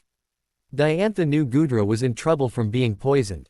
I am impressed by your battle tactics, Naruto. Now, let's see you handle this. Let's go, Gardevoir, now Mega Evolve. Naruto could feel the gem started to react to something inside of Diantha. Naruto could feel the gem began to respond to something inside of Diantha. The Kalos champ touched the keystone around her neck, which released waves of yellow energy. The yellow energy waves collided, combined, and then moved into Gardevoir stone. Gardevoir then exploded in a burst of purple energy as its body began to evolve. Gardevoir turns almost entirely white, only its hair remains green. Its gown becomes more prolonged and broader, resembling a bridal gown. The forearms are slightly thicker with a pointed extension above the elbow. Its facial spikes are more significant and now curl upwards. There are currently 2 horns in the center of its chest, extending to either side, now into Mega Gardevoir. Yes, now to show you the power. Gardevoir, Shadow Ball. Kakashi shouted as Gardevoir fired a dark shadowy SP. Here that was at least twice as powerful as the original one. It fired through the air and was heading straight towards K's. K's, use Energy Ball. Naruto shouted as K's fired the green orb. It launched at Gardevoir, but the shadow ball bashed right into it while advancing towards K's, hitting him, whereas knocking him back a few feet. Diantha thought that Gengar would finally go down while T hit, but suddenly felt an unusual reaction coming from Gengar as it chuckles darkly. With wide eyes, she saw Gengar opening his mouth, showing off a smaller gem on his tongue. You're not the only Mega Pokemon on the field. K's, let's show her, Naruto said as he moved his wrist up to show he Mega Ring he possessed as well with a black-purple gem on it. Then, let's begin. Keystone, hear my call and feel the bond between my Pokemon and me. Beyond evolution, Mega Evolve. Naruto shouted as he touched his glowing keystone on his wrist, which released waves of yellow energy. The stone in K's UTH glowed as it released waves of blue energy. With the 2 gems glowing, Gengar was surrounded by an aura that engulfed his body with white energy flowing from Naruto and Gengar. K's then exploded in a burst of purple energy as its body began to evolve. The spikes on its body got larger. The power extinguished, and the Mega Stone had absorbed into K's to Mega Evolve it into Mega Gengar. As Mega Gengar, a portion of its body sinks into the ground and its arms and tail lengthen. The lower parts turn a more reddish purple, and a third eye appears on its forehead. This new unblinking eye is oval, yellow, and allows it to see into other dimensions. The spikes on Mega Gengar's back are more numerous and pointed, and additional spikes appear on its hands and tail. Its ears are now considerably longer and tilt backward. I see you had an ace up your sleeve as well, let's see which bond is stronger. She stated. Gardevoir, use Icy Wind. K's will O-Wisp. K's advanced, pelting his target with small wisp-like fireballs. Both attacks cancelled each other out, but some of the flames from Will-O-Wisp had contact burning the fairy type, but the same was happening to K's. One of its arms was starting to freeze up. Naruto noticed the ghost type slowing down from freeze. Now, strike with Shadow Ball. The fairy flung the black orb at the ghost Pokemon. The speedy attack hit made contact. By the chuckling ghost type still held on. K's used Shadow Sneak, diving into his own shadow to avoid further assault. K's then extended his untouchable body towards his struggling opponent. K's was having difficulties moving because of the freezing effects. Naruto already took notice of K's slowing down. K's, you have to relax, if you keep struggling, the effects will only extend. Taking his trainer's advice, K's gritted his teeth as the freezing effect was slowing down his speed. Now quickly, strike below with Sucker Punch and finish him with Dark Pulse, declared Naruto. Popping up from Gardevoir's shadow, the ghost pulled back violet-coated fist, slammed a dark-covered fist into the fairy type, creating a distance between the two before opening his grinning mouth and unleashing a tangled circular wave of mysterious power. The impact erupted a dust cloud that blocked the results from both trainers. Toru, use Steel Wing. Naruto shouted as Toru flew ahead head first. Our wings gleaming a metallic silver as the gooey dragon ducked under the metallic wings as it missed. Gudra grabbed hold of Toru's by the wings. Gudra, use Ice Punch. Revving back a freezing-coated fist. Ice expelled from her fists as she prepared to strike her opponent. Oh no, you don't, Toru used Stone Edge. This, however, wasn't enough to stop the barrage of glowing rocks and was promptly knocked Gudra onto her back. That was followed by a powerful slam towards the ground, inflicting massive damage towards the slimy dragon. The blonde teen looked back, seeing to K's out of breath. The And that he felt a small drop in temperature and failed to notice the extending shadow due to the vast quantities of dust particles still in the air. Fire punch, with quick precision and speed, Gardevoir. IR bursts from her position, the psychic landing a fist coated in fire at K's exposed midsection. K's, on the other hand, possessed little to no time to dodge the clean blow, leaving an unconscious ghost Pokémon in its wake. K's reverted to its standard form while Gardevoir got out of the rubble, dusting off her white dress. "You did amazing, buddy. I couldn't have asked for better. You deserve a nice long rest." Naruto then returned K's to his dusk ball. "I didn't know your Gardevoir can use Shadow Sneak too. I don't reveal at my cards even during official matches, you have to study up on your challenger before jumping headfirst into the unknown," she lectured. "I'll keep that in mind. Toru, use Fire Blast." Naruto shouted. "Gudra, Hyper Beam," Diantha said as the two launched their respective attacks. The two beams clashed, causing an explosion. Gudra, Giga Impact. Gudra's body becomes surrounded by a white aura, as she slams into Toru, bashing her hard into the ground. Toru used Dragon Dance, Gardevoir Calm Mind. Naruto shouted at the same time as Toru's body becomes surrounded in a red and dark pink aura, and Gardevoir eyes and its body glowed brightly, raising its special attack power. "Now Toru, finish this up by using Draco Meteor," the blonde shouted as Toru fired a giant orange orb high into the sky. It then broke up apart into dozens of falling meteors of dragon energy that hit the ground. "We're not giving up yet. Gudra, use Hyper Beam once more, blast all those meteors away," Diantha shouted as Gudra fires a dark purple and black beam of energy from its mouth towards all the meteors, knocking them all down. Toru swiftly dodges the rays of light without any trouble. Gardevoir Shadow Ball, chucking the black orb at Toru, and without flinching, E-Dragon Pokémon took the attack head-on. Even when it exploded in her face, she flew right through the explosion towards both Pokémon without fear. "Now, use Earthquake," Naruto shouted with a light sheen of sweat from the excitement.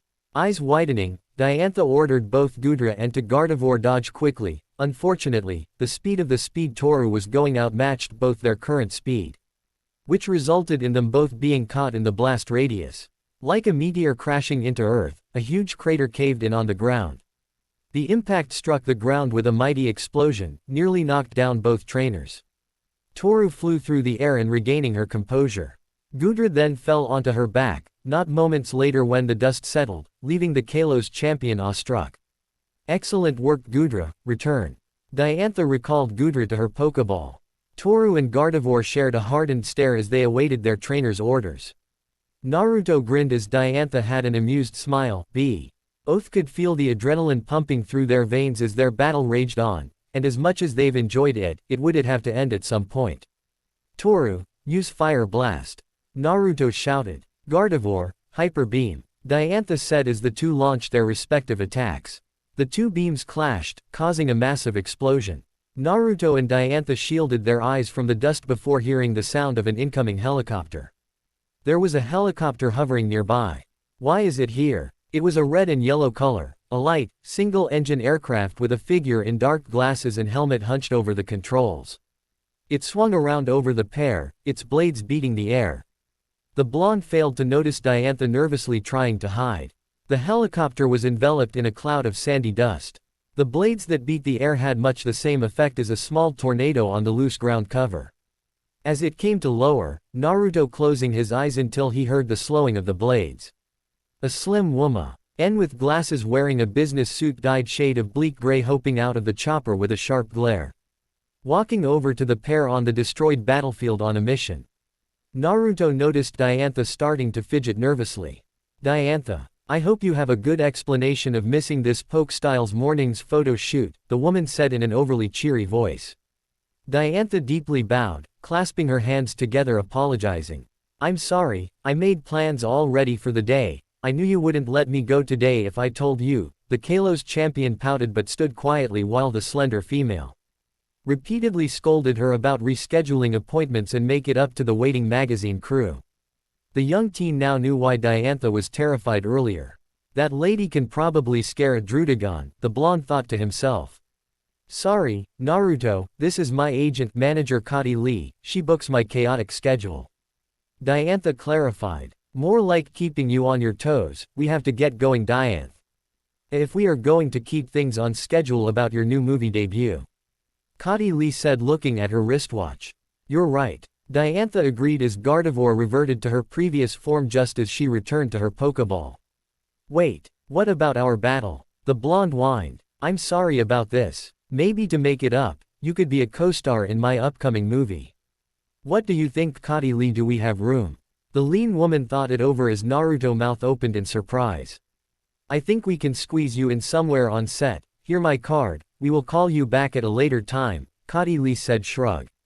Jing her shoulders before shoving a card in the blonde's hand before turning toward the plane with Diantha following her before waving bye to the teen as they flew back to Lumio's city. Well, that was anticlimactic, Nova. Mewtwo stated. Wow Papa, you're going to be on TV. Hikari re-emerged cheering in excitement. What? No way, I can't act to save my life. Naruto panicked thinking about being on television but soon shook the matter off thinking Diantha and her manager would forget the whole ordeal and get someone else more experienced.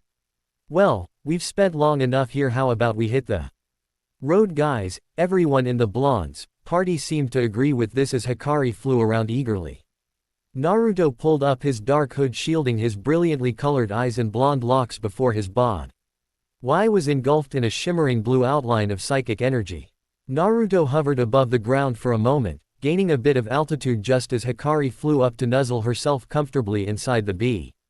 Londa's tattered cloak before he vanished without a single trace. The last rays of the late afternoon sun fell slanting through the third Hokage's window up in his office, like looking down at the happy village of Konohagakure no Sato. Hiruzen Sarutobi had tanned skin with dark gray, spiked hair, adding a small goatee, and he has the wrinkles and liver spots of old age. He's wearing the official uniform hat and Haori with a red, full-length kimono that is tied using a white sash. Hiruzen Sarutobi could see the trees and the many busy people going on about their day. Sarutobi having been a successful trainer in his youth, however. He states that he stopped battling after beating the previous Hokage and conquered the Kanto League until he got older, then settled down and retired as the Hokage of his home village, becoming interested in Pokemon research. Sarutobi still affiliates with the Pokemon League in the Kanto region as an advisor from time to time. Most of the professor's Pokemon are resting at the huge ranch at his compound. His turned chuckling spotted his starter Pokemon Enma, his Infernape, taking a nap in the plush sofa in the counter of the room. The bipedal, primate-like Pokem. On that is primarily reddish-brown with sections of white fur on its chest, head, and lower legs. Several gold markings adorn its body, swirled, circular ones on its knees and shoulders, flame-shaped ones on the back of its hands. On top of its head is an enormous flame, which is never extinguished. How time flies, bye, old friend. Enma opened one eye to look at his trainer, grunted before lazily going back to his afternoon nap. The old man chuckled, then heard a firm knock from the wooden door. Sarutobi stared at the window, unmoving. You may enter. A small reply came from the other side before pulling open the door. The man, on the other side, was of average height and build. He has brown hair that he keeps in a ponytail, dark eyes, and a scar that runs across the bridge of his nose. Quote, Hokage-sama, here is the report of the new students joining the academy, the scarred man said, walking up to his leader's desk while arranging the files orderly. Thank you, Uruka, the professor said. Looking over the thick folders, not noticing a small youth with a white helmet and long blue scarf approached the door and quietly cracked it open enough to see Uruka and the Hokage talking to each other. The said youth held a Pokeball in one of his hands. I'll get him for sure, the youth said, grasping his Pokeball. The boy rushed through, running straight for his target. Don't take me lightly today, old man. Konohamaru challenged as he hurled a Pokeball from his belt. In a flash came out a bipedal Pokemon resembling a chimpanzee. Its fur is primarily a shade of orange, though its face, outer ears, underbelly, hands, and feet are light yellow. Enra, use scratch now. The orange chimp hurried forward, but out of nowhere, the tiny chimp was scooped up in the air at a speed its eyes failed to see. The next thing, Konohamaru knew he was also being held firmly by a thick furry arm a foot off the ground. Right on time, thank you, Enma, the large Infernape just nodded. Konohamaru cringed, from being caught yet again by his grandfather's ace partner. Ah, Enma, put me down now. You can't do this to me. Konohamaru whined while in the air, I'm the Hokage's grandson. Chimchar also squired in the large evolution's strong grip. Konohamaru, you should know better in barging in the Hokage's office, show some respect. Uruka lectured, scolded. Honorable grandson. The young boy's tutor called out as he entered into the Hokage's office to see what was transpiring. Hokage-sama, I'll make sure to watch the honorable grandson better in the future, said a man having dark hair and brown eyes with his trademark sunglasses, bowing lowly, his face almost touching the floor. It's all right, Ebisu. This happens at least 4 times a week, Hiruzen stated, blowing smoke from his pipe. Kono Amaru was at it again, hoping to catch either me by surprise. Enma released both Konohamaru and Chimchar as the young boy pouted in failing his sneak attack. You have a long way to go before you can face your grandfather. Honorable grandson, but with my tutelage, you will be on your way to be a Pokemon champion. Ebisu bragged mostly about himself. Konohamaru, why don't you go outside and play with your friends? Sarutobi offered while Konohamaru looked away from his grandfather with a frown, while his Chimchar also looking away uninterested, giving the older man no retort. When the boy didn't respond, Enma punched Konohamaru's helmet, and the fire chimp's head hard enough to knock both onto the ground face first. Ow! Konohamaru and the young fire chimp whined after feeling their faces hitting the ground again. Honorable grandson, Ebisu called out as he hurried over to the youth. Hiruzen watched the scene briefly, chuckling, seeing his starter disciplining the children. Ebisu went over to Hiruzen and apologized. My apologies once again, Hokage-sama. I should have been more alert in keeping Konohamaru in line.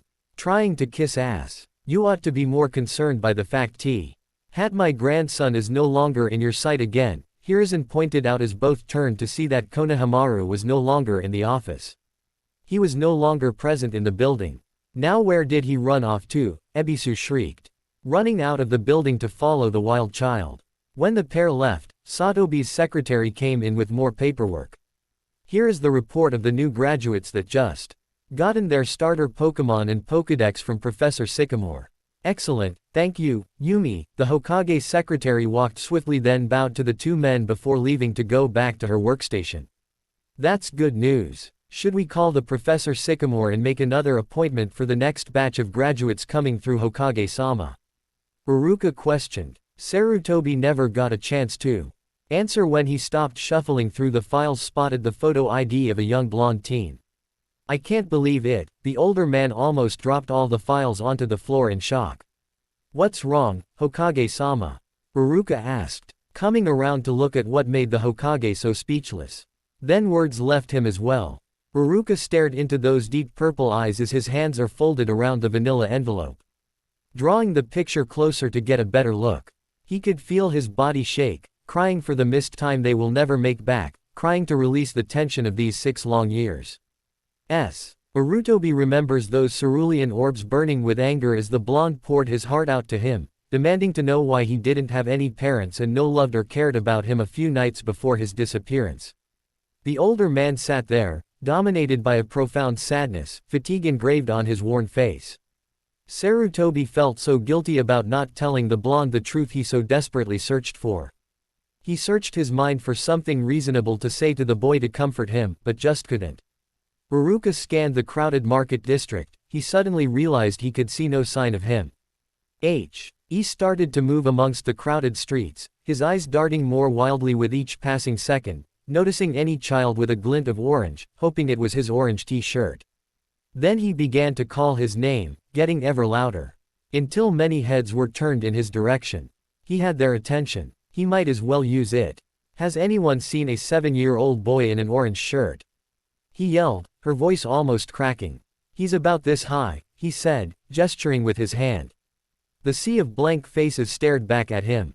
Naruto. Uruka cried out as he pushes his way out of the doors and into the orange-saturated landscape. He ran through the list of places it could be in his mind, checking off the ones he had already, searching for sun-blonde hair.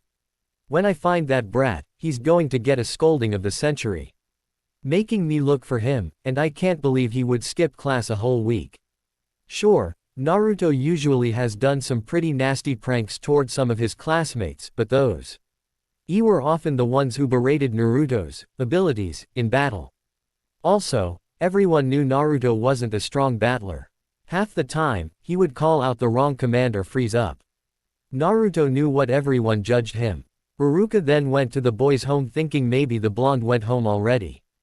The distressed sensei ran toward the boys' home about to scold the blonde for skipping class but then noticed the door already pried open. The rotting wooden door creaked slowly open, and echoing footsteps invaded the silence that hung like a cloak around the apartment. A thick carpet of dust clung to every object. The rays of light shining through the shattered glass windows catching on the particles suspended in the stagnant air. He moved deliberately, dust billowing into clouds as he passed. Uka continued to walk through the uninhibited apartment, kicking up more dust until it was difficult to see through the billions of particles that now swirled in the air.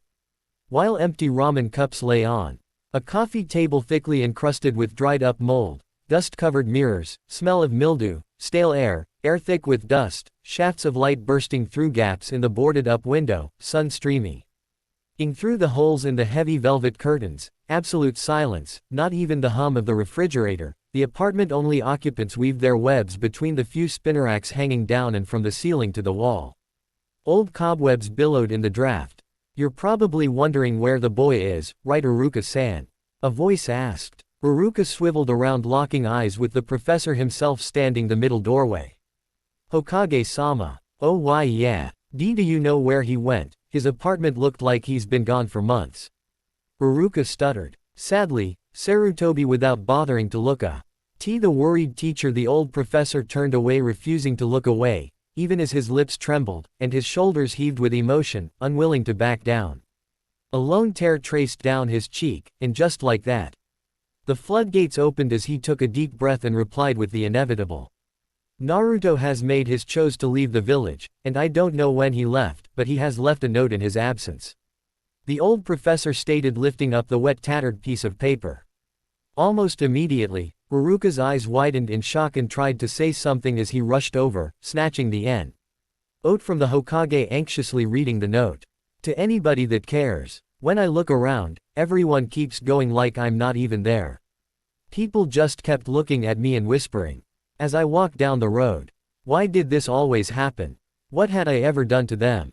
It was like I am invisible. I hate the glares and the whispers. But I hated being ignored worst of all. I almost wished they shout at me or something. Anything. I am here after all, wasn't I? I feel like I'm always by himself. I am just wondering, like a small, unnoticed ghost. I am sorry I didn't tell you the mean lady from the orphanage kicked me out a long time ago. I just told you I kept getting lost. The reason I usually don't show up to classes because I don't have enough money to buy shoes or clothes for myself. No one old sell me anything except rags out of the garbage. Everyone always laughs at me because I don't have clean clothes to wear. I don't mean to make Iruka-sensei angry. He at least notices me, even if he yells at me all the time. When I try to play with kids my age, they looked at me and ran away. I try to make friends every time, but the adults take them away. They didn't even say anything. I wish they would do something, anything. Does no one see me? I am sorry I put on a fake smile to hide my pain. The reasons are I don't want to worry anyone, however, the pain is becoming unbearable. It hurts now to even fake a smile. Please don't try to find me or make me come back. I don't know how long I will be away. I hate this place. You will find all my clothes in the dumpster at the convenience store, by the park. There is a spare key to my place. I won't be needing it any longer. Tell the landlord that I will no longer be living there. I bet he would be overjoyed to see me gone. He overloads my rent all the time. He says I'm bad for business every time he sees me. I'm sorry I didn't tell you, Gramps. Also tell old man Kyuki and Ayame that I'm sorry and I am going to miss their delicious Ichiraku ramen. I don't know if you even care, but you have to understand that I have to do this." From Naruto. Iruka's eyes dripped with tears. The walls that held him up just collapsed. Moment by moment, they fell. Salty drops fall from his chin, drenching his shirt. "Hokage-sama, we need to call the police. He is just a child, we have to find him," Iruka demanded desperately. "Iruka, enough." Sarutobi raised his voice. His eyes well with a sad rage that Iruka has never seen before, and that shut him up. Sarutobi's shoulders were slumped, and his eyes cast down in a mournful gaze. Let the boy go. I think it's better for him this way, Sarutobi stated, whipping his tears away. Haruka was trembling, pressing his hand against the ragged walls of the abandoned apartment while shaking. I know. Kushina and Minato will never let me get away when I pass over. Arceus, please let that child be safe, the old man prayed. I had no idea life was that hard for you. I sorry Naruto, the crestfallen sends. And Hokage mourned for the runaway sky is consumed in numerous shades of gray and white and black. It looks like the sun has given up on trying to break through this iron curtain of clouds as a storm was brewing over the horizon. Haruka thought back to the blonde that wants to be heard and gain attention from those around him. Most of all, however, he wants a friend. Sadly, many of the students not like that and usually proceed to beat him down or shower insults at the child due to his test grades and battling. Haruka clenched his teeth when the image of Naruto's fake smile appeared in his head, but with it, a depressed Naruto in tears. Both adults scanned through each file, learning all they could from each report taken in the past 6 years. Sarutobi observed Naruto's trainer ID photo. Once more mesmerized in his similar facial features to his parents. He looks just like you, Minato, Sarutobi thought to himself with a small smile. Is there anything else? Asked Haruka, still looking for more information like his Pokemon team or previous locations he visited. I'm afraid not, especially if the trainer doesn't want that specific information out in the public eye, the old professor stated, shaking his head regretfully. Sarutobi sat back in his leather armchair near the sunny window, smoked his pipe. I wish there was a way we could just see how he was doing, just to check up on him. I think I have the perfect person for the job. He should be around. Sarutobi grabbed his office phone to make a few calls. Yes, Yumi, get me connected to Jiraiya and tell him it's urgent, no excuses. The Hokage demanded. Naruto diced a few carrots in the cutting board, then slid them into the murky brown liquid inside the pot before grabbing a pinch of tomato berries, slicing them into even squares. The teen smiled, seeing Hikari and Thor working together and setting the table for dinner as his other Pokemon waited until dinner was served. He looked to the sky, spotting the sun-cast its golden rays down upon the clouds of billowing smoke, turning them bright red, fire red. Okay guys, almost. The blonde did not get to finish his reply before hearing Menma, Zoroark's stern voice inside his mind. That's strange, Menma doesn't usually have any issues during patrols. The blonde thought, confused. Menma, what's wrong? There is a strange human male that breached the illusion bar. Wire in my sights. Naruto knows Menma's illusions are sometimes dangerous. However, the blonde told her while the whole team is out in the open, keep her illusion spell brief to passing travelers who get too close. The blonde knows his would have a huge red target on his back. He starts showing off he has a cluster of legendary Pokemon in his party. Menma illusion only shows the viewer what they want to see until they eventually forget the incident and leave, but whoever this individual is too far into the Dark Fox's spell and is probably trapped inside their mindscape. Only Menma herself can free them from her spell. Does he look dangerous? The blonde asked. Menma looked at the tall old white long-haired man dressed in light green with a long red vest and wooden sandals. He had a huge smile. With a pink hue on his face and a bit of drool coming from off his mouth. I don't feel any ill intent from them, but I don't know. Something about this human makes me very irritated. She grew eerie. Totted hearing the old man let out a perverted giggle. Naruto's sweat dropped, heard her annoyed tone. Naruto immediately teleported to her location, spotting the tall white-head man on the ground in a poo.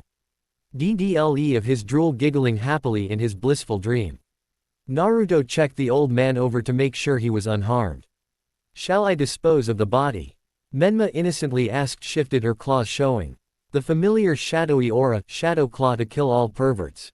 No, we are not going to kill him. Naruto panicked, shaking his head from the dark type's ruthless proposal, thinking she's spending too much time with Nova Mewtwo. Come on, let's take him back to camp and let him wake up on his own. It will be dangerous to teleport his body while he is unconscious, the teen suggested. If that is what you wish, Naruto. The black fox sighed, retracting her claws as she dragged the red-faced pervert by his ankle, not at all caring about the pervert's clothes getting soiled in the rocks and filth, while following the blonde teen.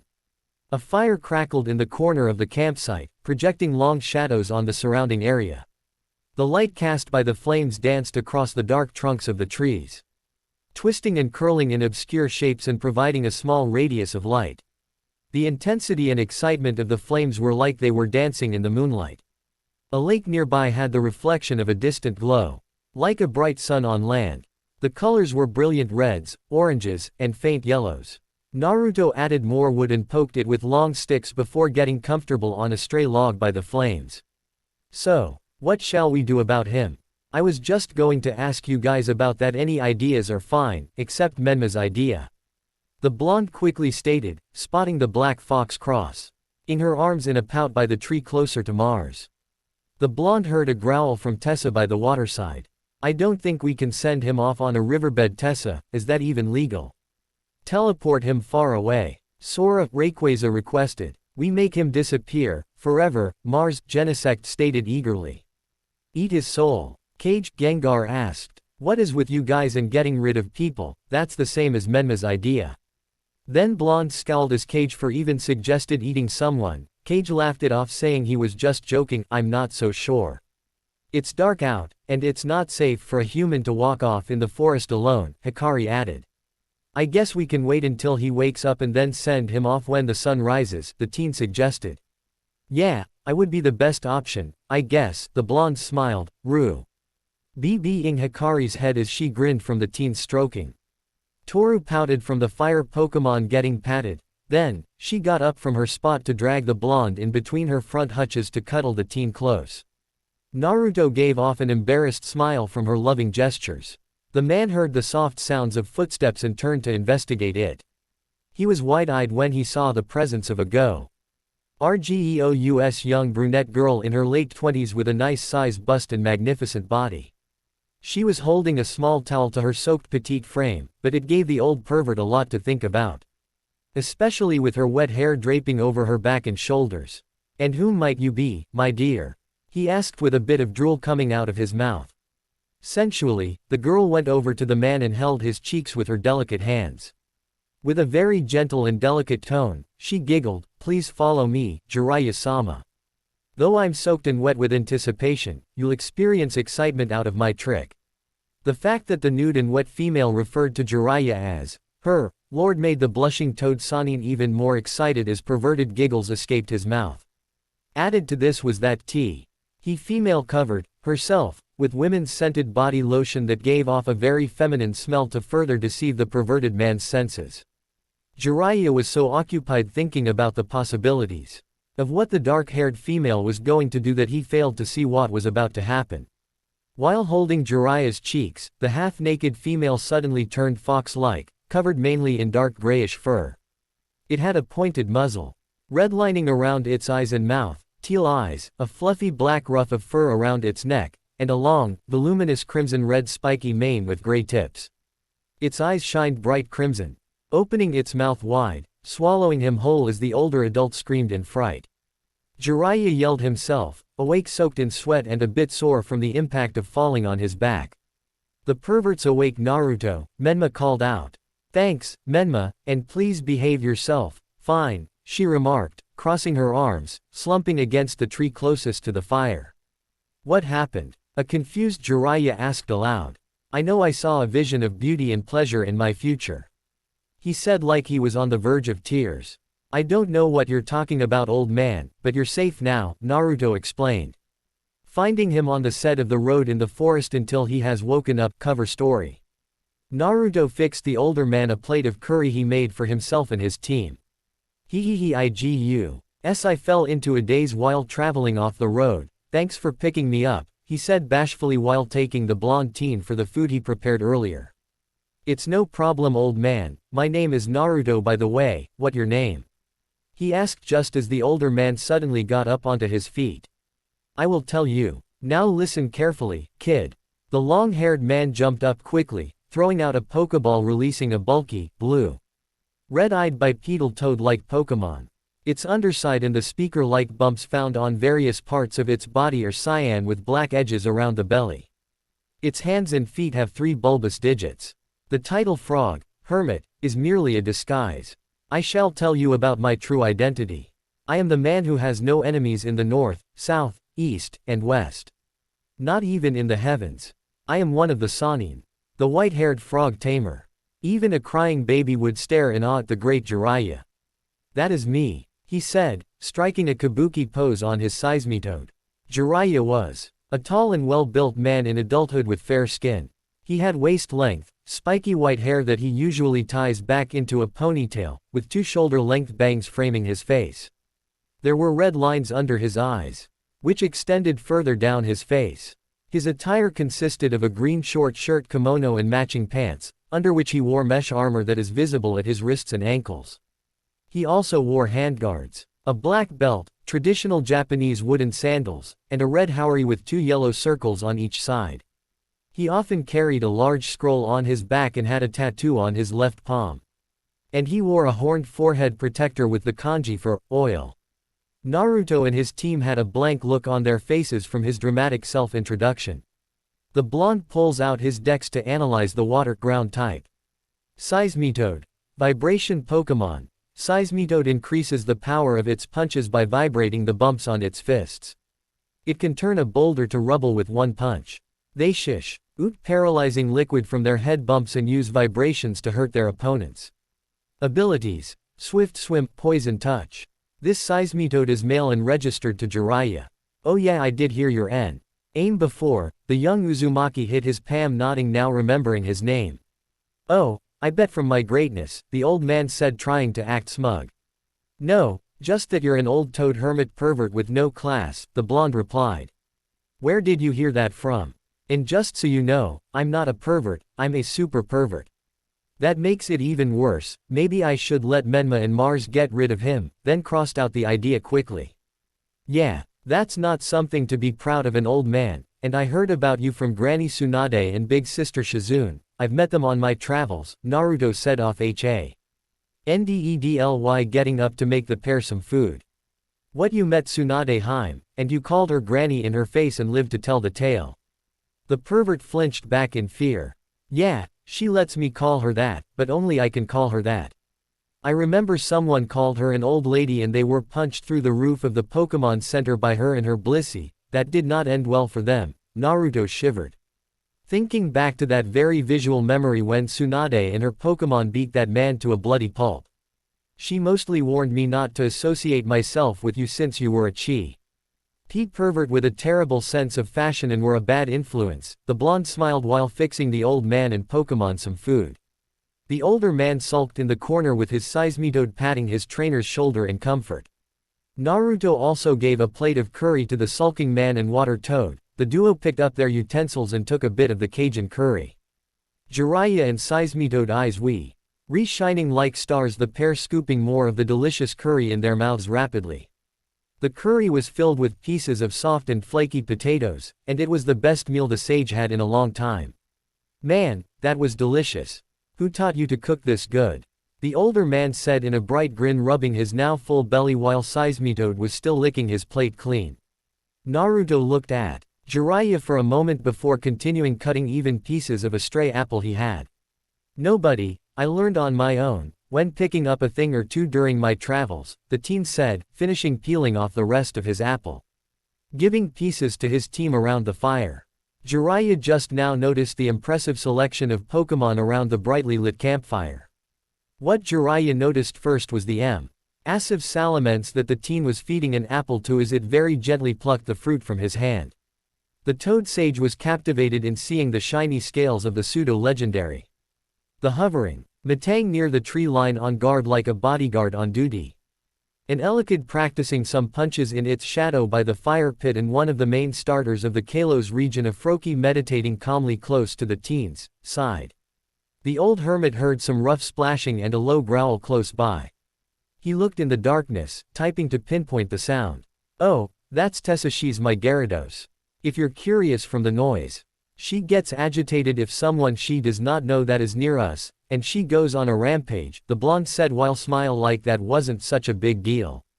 Is this kid mental? Tryin' to stop a rampaging Gyarados by yourself is almost impossible.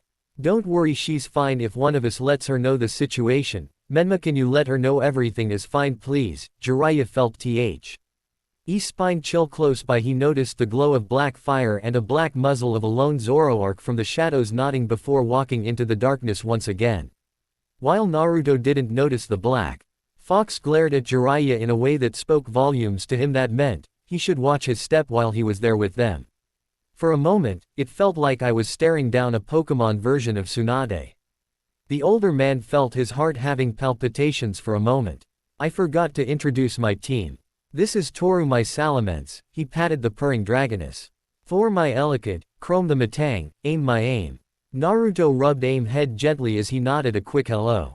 Menma, my Zoroark you saw left, and my Gyarados as you heard is named Tessa. Jiraiya nodded to all the blonde's teammates present as his Seismitoad said hello as well. Sorry guys, we don't know this guy, so all you had to be bald. Specifically, all the legendaries were returned as well as Gengar, Sceptile, Toru. Salamence would automatically pop out of her Pokeball to cuddle with Naruto, so he had no choice but keep her out. So, what are you doing out here, young man? Are you a trainer, young man? Yeah, working toward my next gym badge. How many do you have now? Just one, for now, the bug badge from Santaloon City. I am heading toward Sillage City next. You have a fully decked out team already. Are you planning to become the next Kalos League champion? Quote, I don't know, maybe, but I will give the challenge my best or continue to travel around. I'm a traveler too, it's great just to see the world, but I like to relax whenever I can. I am also researching for my novel. You or what kind of books do you publish? The blonde asked curiously. Naruto himself wrote a few of his journal entries and theories of Pokemon technology and had a small segment put in the brand new textbooks for the University of more modern professors and instructors just starting their professions. My best-selling novel is called Ika Ika Paradise. The older man pulled out a familiar green book from his vest. What the hell? You're the writer to that trash. Wow, dare you, this isn't trashy, it's art. The pervert yelled back harshly. It's nothing but smut. Watch your mouth, brat, and show some respect to your elders, Jiraiya retorted. My respect is earned, not freely given, you old pervert. I don't want to hear that fr. I'm a kid that barely went through puberty yet. The older man waving the blonde comment away like it was nothing. The blonde teen huffed in annoyance. I don't need help from some old pervert. He shouted back. Even if you are experienced in Pokemon battling, you're still a green-eared newbie. Jiraiya pulled out a Pokeball from his vest pocket, releasing his next partner. In a flash, a bipedal, frog-like Pokemon. It is mostly dark blue with a yellow chest, a white triangular marking over each eye, a bright blue four-pointed star on each thigh, and yellow on the lower half of its face. It has red eyes with white pupils. And its mouth is hidden behind a large, pink tongue that wraps around its neck and extends outward behind its head.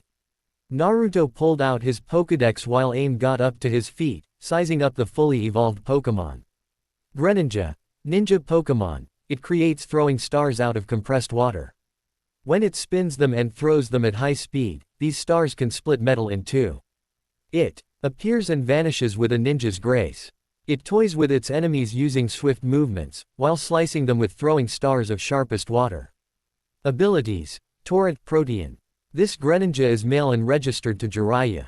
Greninja looked down at Aim just as it came up to its feet, shooting a fierce glare at it. Greninja also scowled back at the tiny water type, challenging it back in a staring match.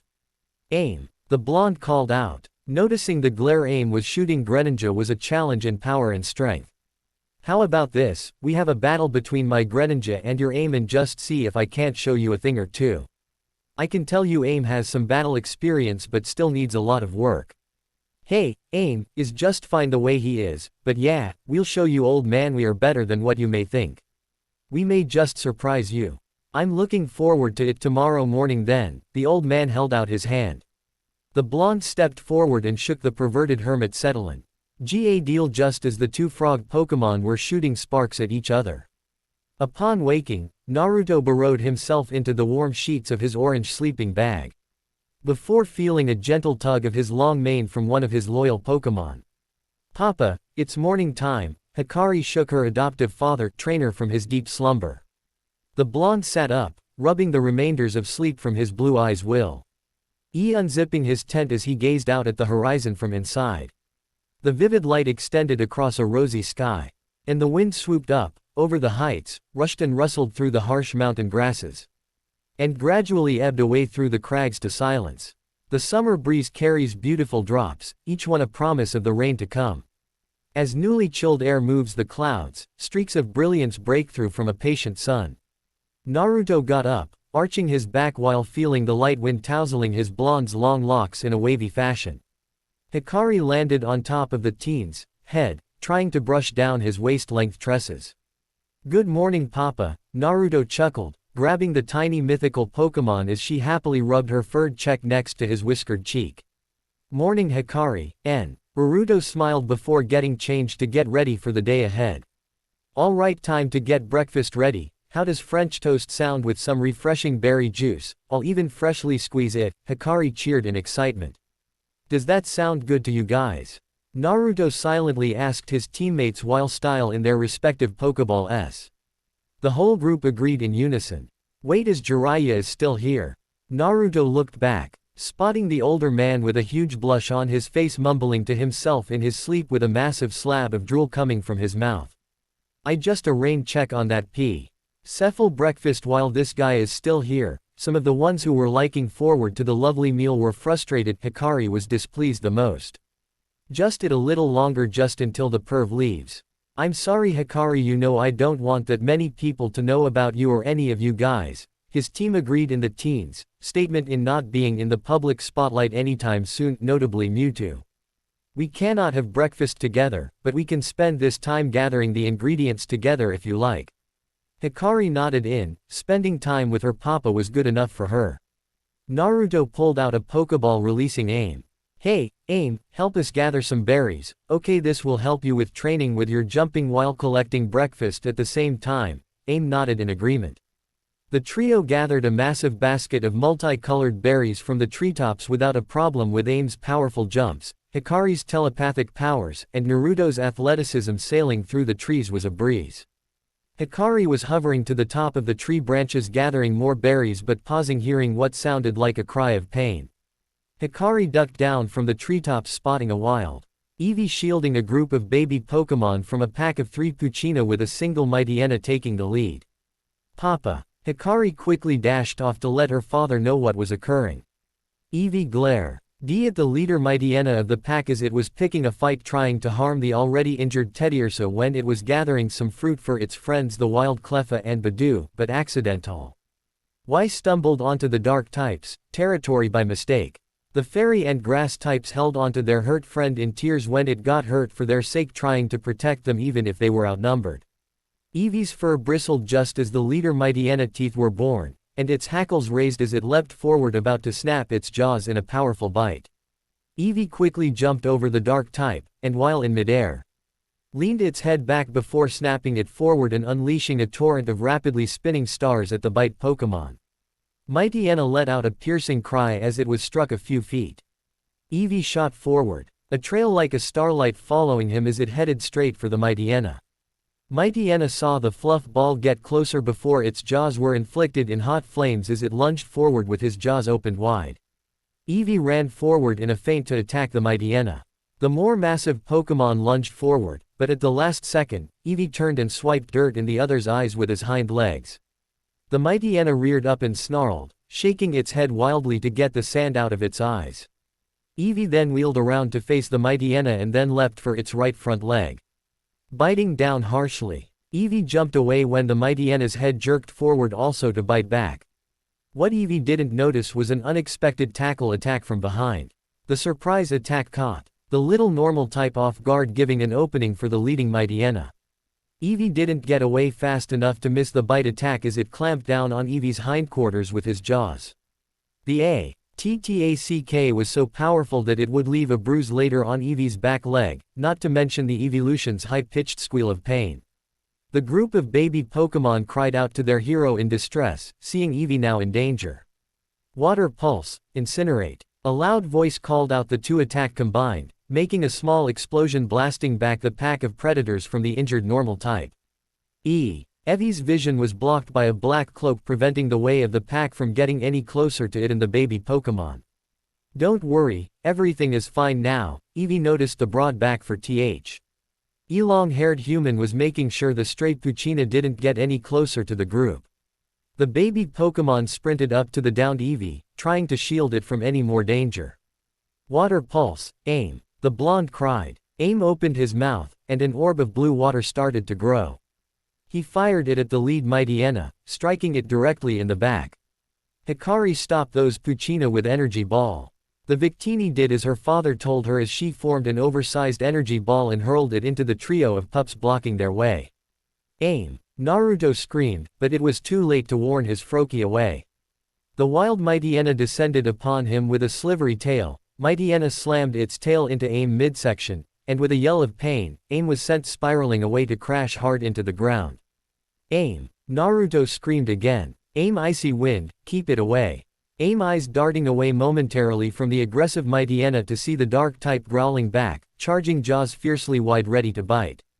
Aim suddenly stood up. Panting heavily before Aim, he immediately began making copies of itself form a ring around the now startled Mightyena, who turns its head slowly from side to side with a confused look on its face. That was Double Team. Aim, you just learned Double Team. The blonde smiled brightly pleased. Aim beamed back from his swift achievement in learning a new move. Now finish this, Aim. Naruto called out with a grin. Hit that Eren with a full-powered water pulse. Aim, his narrowed eyes at the Mightyena, water suddenly swirled around him and then shot forward. Mightyena was surprised by the bubble frog's speed and was hit full force and thrown across the dirt. Move in with quick attack and hit it with Icy Wind. Aim. Naruto ordered, hoping he could finish off Mightyena swiftly. Aim was rushing forward, its body covered with energy that increased its speed, hitting Mightyena before it could recover.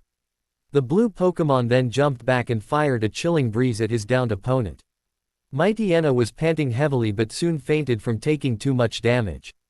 Naruto finished praising Aim but then suddenly sensed one of the Poochyena trios had got past Hikari Tree. To attack the baby Pokémon from behind. No Eevee! Naruto screamed, sped toward the unexpected Pokémon just as the Poochyena lunged forward with its jaws opened wide on top of the floored normal type. The Pokémon and Eevee cried out in fright as they covered themselves from panic but didn't feel any pain at all from the bite. When the group of Pokémon looked up, they were stunned entirely from the sight. The blonde human got to the group in time, but in the end, the result is what shocked them the most. The dark type sunk its sharp fangs into the blonde's exposed arm as it shielded Eevee from being hurt any further. Everyone could see the blood trickling down his ripped sleeve. Just as the Poochyena moved away from the teen, it didn't notice the red flash that just flickered from his gaze. Papa! Hikari screeched in panic. Aim also cried out in seeing his friend hurt. I'm okay guys, the blonde called back to reassure his team that he was fine. The blonde got up hiding his injury and put his right palm out. Creating a swirling blue ball of aura was created. The Poochyena that bit him then squeaked in alarm as it whipped its head in shock to see Naruto racing towards it, a vast blue sphere of power in his hand. The stray Poochyena panicked and tried attacking the sprinting human, but Naruto quickly tilted his head to let the pup sail past his face and rammed his hand-armed wit. His attack straight into the pup's stomach with a full frontal hit. Poochyena cried out, spiraling away to crash hard into the ground, it fainted from the pain. The group of baby Pokémon and Eevee had their mouths wide open in shock. Seeing a human performing a Pokémon move, Hikari hurried over in tears apologizing and letting her guard down, and Aim rushed forward, his trainer surprised from his extraordinary abilities but mostly worried for his injuries first. Naruto chuckled as he started wrapping his injured arm in clean bandages he had in his side pouch. Hikari noticed the pack still NEA. Aren was still upset from them picking on bullying smaller Pokémon and hurting her dad. Hikari flew in front of the dark types when they got on their feet and held her arms above her head as she met an oversized and very intimidating looking focus blast as she laughed menacingly. The lead Mightyena and trio of Poochyena dashed off, leaving a dust cloud and with their tails tucked between their legs in fear. Naruto patched up the baby Pokémon once Hikari reassured them that her papa was the sweetest person ever. Aim vouched for Naruto saying he was a reliable individual, not adding Hikari's admiration in the commotion that the teen was smart, cool, amazing. Naruto finished up healing the baby Pokémon then moved over to Eevee last. Eevee jumped away from the teen even though he saved him. It was not going to accept him so easily. Naruto just noticed the Eevee that was protecting the young ones was a shiny Eevee. The snowy white coat was vastly different from the chocolate brown fur from normal Eevees. The blonde also noticed that this Eevee also had a long bang that reaches its chin, covering the right side of its face, and steel gray eyes. Naruto understood why Eevee was so on edge with him around. I bet Eevee has to be chased around because it is so rare. I know Toru can relate. Thinking back when he got Toru, Chapter 2 is the flashback for all of Naruto's Pokemon, by the way. I am only going to bandage your injuries, Eevee, I promise. How do I know you won't try anything while my back is turned? Eevee questioned the Uzumaki. Naruto soon unhooked his whole belt, where he kept his team and extra pouches on the ground, spreading his arms fully, showing Eevee no funny business was involved in his action. I promise you, Eevee suddenly got lost in the human's electric blue eyes as he bent down to its level with his hands on his out, grinning widely. Eevee blinked at him, unable to speak while a pink blush overcame her furry cheeks, but Eevee turned away immediately before any of them saw. I guess I will allow you help me, human, I didn't need your help in the first place, the Eevee said firmly as it hopped right into his lap with its nose up by the air in a snobby fashion. Treating the blonde like he was a servant. The nerve, how dare you treat my paw? Hikari was about to blow her top hearing the way that Eevee was treating her dad. It was so rude. Victini was about to lunge toward the evolution Pokemon before Naruto stopped her advances, telling the victory Pokemon it was all right. Hikari still pouted. How did you understand me, human? Eve asked while still waiting for treatment. My name is Naruto, by the way, he chuckled, wrapping the dressings around Eevee's hind legs, making sure they were tight but not uncomfortable. Naruto sighed, turning his head. Seeing Aim sharing the pile of berries they collected before. Naruto smiled, to answer your question, Eevee. I can understand you through the use of my aura since, after all, I am an aura guardian. Eevee's eyes grew again as she looked at Naruto in shock. My aura specifically seems to be special because I was born with a special type of aura that lets me connect with all Pokemon and also use Pokemon moves. Eevee nodded, seemed to accept the blonde's explanation. Naruto took out his Pokédex to check the evolution Pokemon. Eevee, evolution Pokemon, a rare Pokemon that adapts to harsh environments by taking on different evolutionary forms. Because of its unstable genetic makeup that suddenly mutates due to various stones causes this Pokemon to evolve. Abilities: adaptability, anticipation. This Eevee is female. Naruto picked up Eevee in his arms before putting her back on the forest floor. There you go, try staying off that paw for at least a day, okay? It should be better by tomorrow, Naruto smiled. Addressing the group of baby Pokemon as they all ran up to the team to hug him in thanks and for sharing the extra berries. I am not going to thank you if that's what you're thinking, you may leave now. Eevee stated in a snobby voice as she licked her paws, cleaning herself. It's no problem, just be more careful in the future, okay, he grinned, waving bye to the WILD Pokemon as he briskly walked back to camp with his Pokemon trailing behind. The Uzumaki never detected the odd gaze of the evolution Pokemon following his back as he left. Naruto returned Hikari before Jiraiya saw her. When the Jiraiya finally got up too, he questioned the teen about his bandaged hand, but the blonde brushed off his concern say it was just a scratch cutting the fruits for breakfast. Jiraiya didn't pry too much after that. After the meal, the duo found an excellent place to have their battle. The sun breaks through the cracks, lighting up the forest, decorated with outgrown roots, wildflowers, and fallen leaves that crunch beneath the pair's feet. Thickly dark green boughs arched over the path from each side, competing for the light.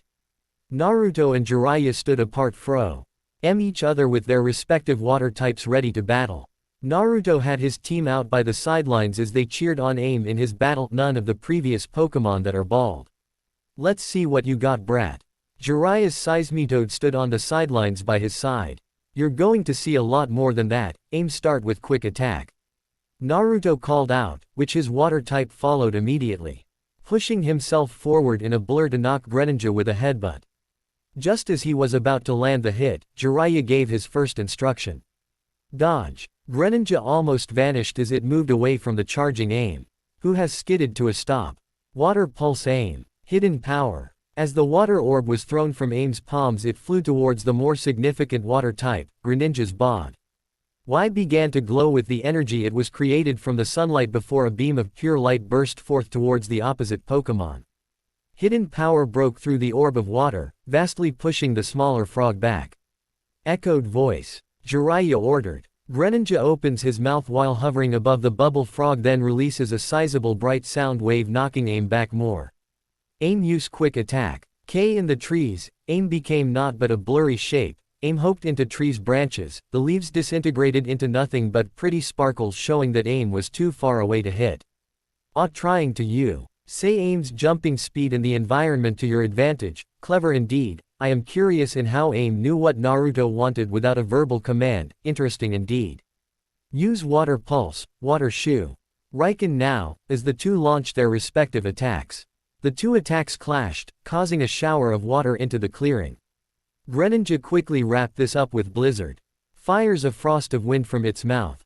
But the tiny frog was very quick as it slid under the ninja frog's taller frame.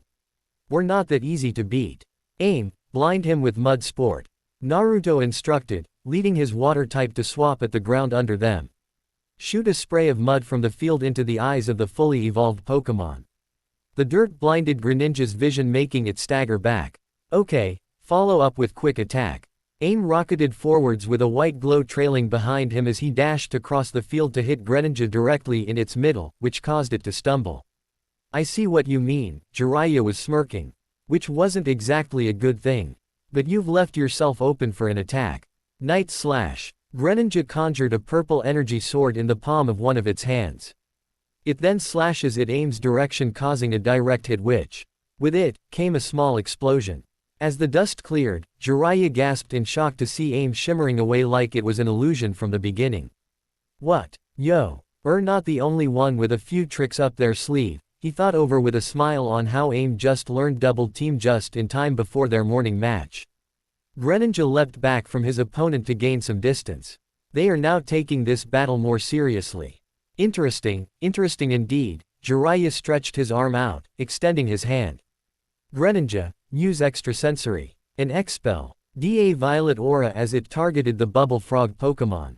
The ninja Pokémon hurled the tiny frog away a few feet, however. Nice try, Aim use quick attack to bounce back. Grass knot. Aim bounced off the tree but missed the line of knotted grasses due to the speed he was going at, catching his foot in one of them, which caused him to fall over. Follow up with feint attack. Greninja. A glowing dark purple palm struck Aim into the air and back towards his trainer. Are you okay, Aim? Naruto asked as his newest team member as he pushed himself up shakily. Aim couldn't take any more damage. Those hits one after another wasn't good for any Pokémon, let alone a first stage evolution against a third stage. Get ready, Aim. Aim nodded, getting into a defensive stance. There was only one way the Woe of them could take the Greninja out now, and they were hoping Jiraiya would take the bait. Still standing, huh? Jiraiya noticed Aim's weary form and knew one hit would be all that was needed. See if you can still be standing after this. Greninja, Dark Pulse. The water dark type charged a dark, mysterious power webbed hands and unleashing a tangled circular wave of darkness. The dark Aim coming closer erupted a dust cloud that blocked the results from both trainers. This time, Naruto had a plan to fight back. Aim, use your frubbles to shield yourself. The tiny frog gathered up its frubbles around its neck at the command. The blow itself was tangled into an excellent cushy pillow-like state, making the dark pulse attack completely disappear, causing Aim next to no pain at all. Well, I'll be a Mankey's uncle. The older man chuckled deeply, seeing the team thinking up on the fly and making that clever strategy. Aim swiftly broke free from the tangling vines of the grassy knot. Double team while using Pound. Aim jumped up into the air with multiple copies following him. As he formed, multiple copies joined him in using Pound against the confused Greninja below. Kicking it around like a toy that had been thrown into the air. Aim had trained hard every day with his new friends, and he wasn't going to let Greninja win that easily. Before Greninja could regain any control or sense, a water pulse was fired right into his face, sending the ninja Pokémon flying back. Before it can fire, use double team again to get close. Naruto told Aim, who nodded and multiple copies of himself appeared on the battlefield. All the copies darted forward, crisscrossing as they dodged around, which made Greninja stayed calm even though it now didn't know where its target was. Use water shuriken to cancel out the copies and hit the real Froakie with it.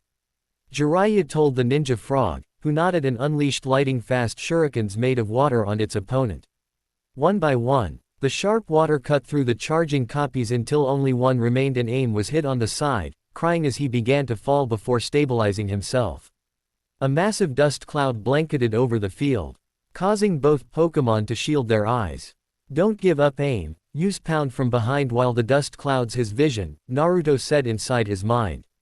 Aim raced forward in the dust cloud and was about to slam his white glowing palm into the ninja Pokémon's unprotected, trying to knock it out.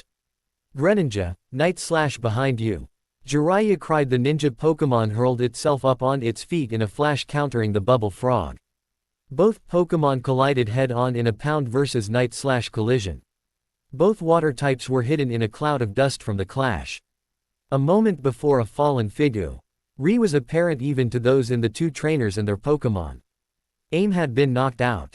Naruto had run out onto the field, having picked unconscious, water type off of the battlefield. You were amazing out there, Aim. I am so glad you decided to join our team. As the bubble frog's cheeks darkened with a purple hue, Aim was pulled up into a hug he couldn't help but melt into. This teenage R was the best trainer he had ever battled under. Phew, what an intensive match. Jiraiya had recalled his Greninja, walking over to his opponent with Seismitoad by his side. Toru and his team came from the sidelines. I guess you can't judge a Pokémon, and you know nothing about by its size, am I right? Right. Naruto was still holding Aim as Elekid jumped on the blonde's shoulder, in also praising the tiny water type. Naruto's whole team praised the bubble frog in his match. I guess I have no choice but to train you now, Jiraiya said, shrugging his shoulders. Why? I lost fair and square, the blonde asked. That may be. But still you shouldn't sell yourself short. That was an incredible match. I highly doubt they would have worked as efficiently without your strategies and training. The Toad Sannin exclaimed, impressed. All the members of his team agreed with him, joining in with the laughter as their trainer blushed at the praise. Thank you, by why you are trying to train, especially me so bad, don't I lack potential? The blonde questioned. It's true that you lack ability. That's because you don't work at it. However, you have a natural potential. That's why I chose you. Jiraiya said, striking kabuki poses before walking down the dirt trail with a carefree look. Stick around me, kid, and I'll even teach you a thing about the pleasures of the fairer sex, he said, sported a perverted grin. Then the older man suddenly shivered, feeling death glares from the colossal green dragon, the sea snake and the black fox glaring openly at him when he mentioned that perverted comment. Jiraiya backed away nervously from the seething females in the blonde's party. There should be plenty of geniuses out there for you to train. Naruto thought, picking up his backpack before he recalled his team. It's no fun to train a genius. You have talent, kid, take the compliment already. He shouted, giving the teen a cheesy grin while leading the way down the next route. Thanks, old man, but don't get so happy. I'll train some more and challenge you to a rematch. Naruto joked, catching up to the older man's long strides. Ha, you can try, kid. Now come on, let's head to the park. Amon Center so I can sweet talk some lovely nurses into accompanying me for a good time. Jiraiya said with a pink blush as they left. It'll never be boring with him around, the blonde thought to himself. Are you sure about this human, Naruto? Nova questioned. He seems harmless, and Aim can learn from its evolutionary line. I may even pick up some useful information from his old man even if he's a loud pervert. Let's keep an open mind and give him a chance. Very well, if you think it's best, Nova said, trusting his best friend's judgment. Thanks Nova, trust me on this one. The pair made their way to their next destination ahead. The duo failed to notice the pair of pearl gray eyes who crept out from behind the tree. She had observed the blonde while blushing with admiration at the determination shown by both him and his Pokémon. That's it for today, I will stop here. I hope you all enjoyed this video. If you please consider subscribe and make sure to hit that like button, share with your friends, and don't forget to check out my Patreon. Details in description.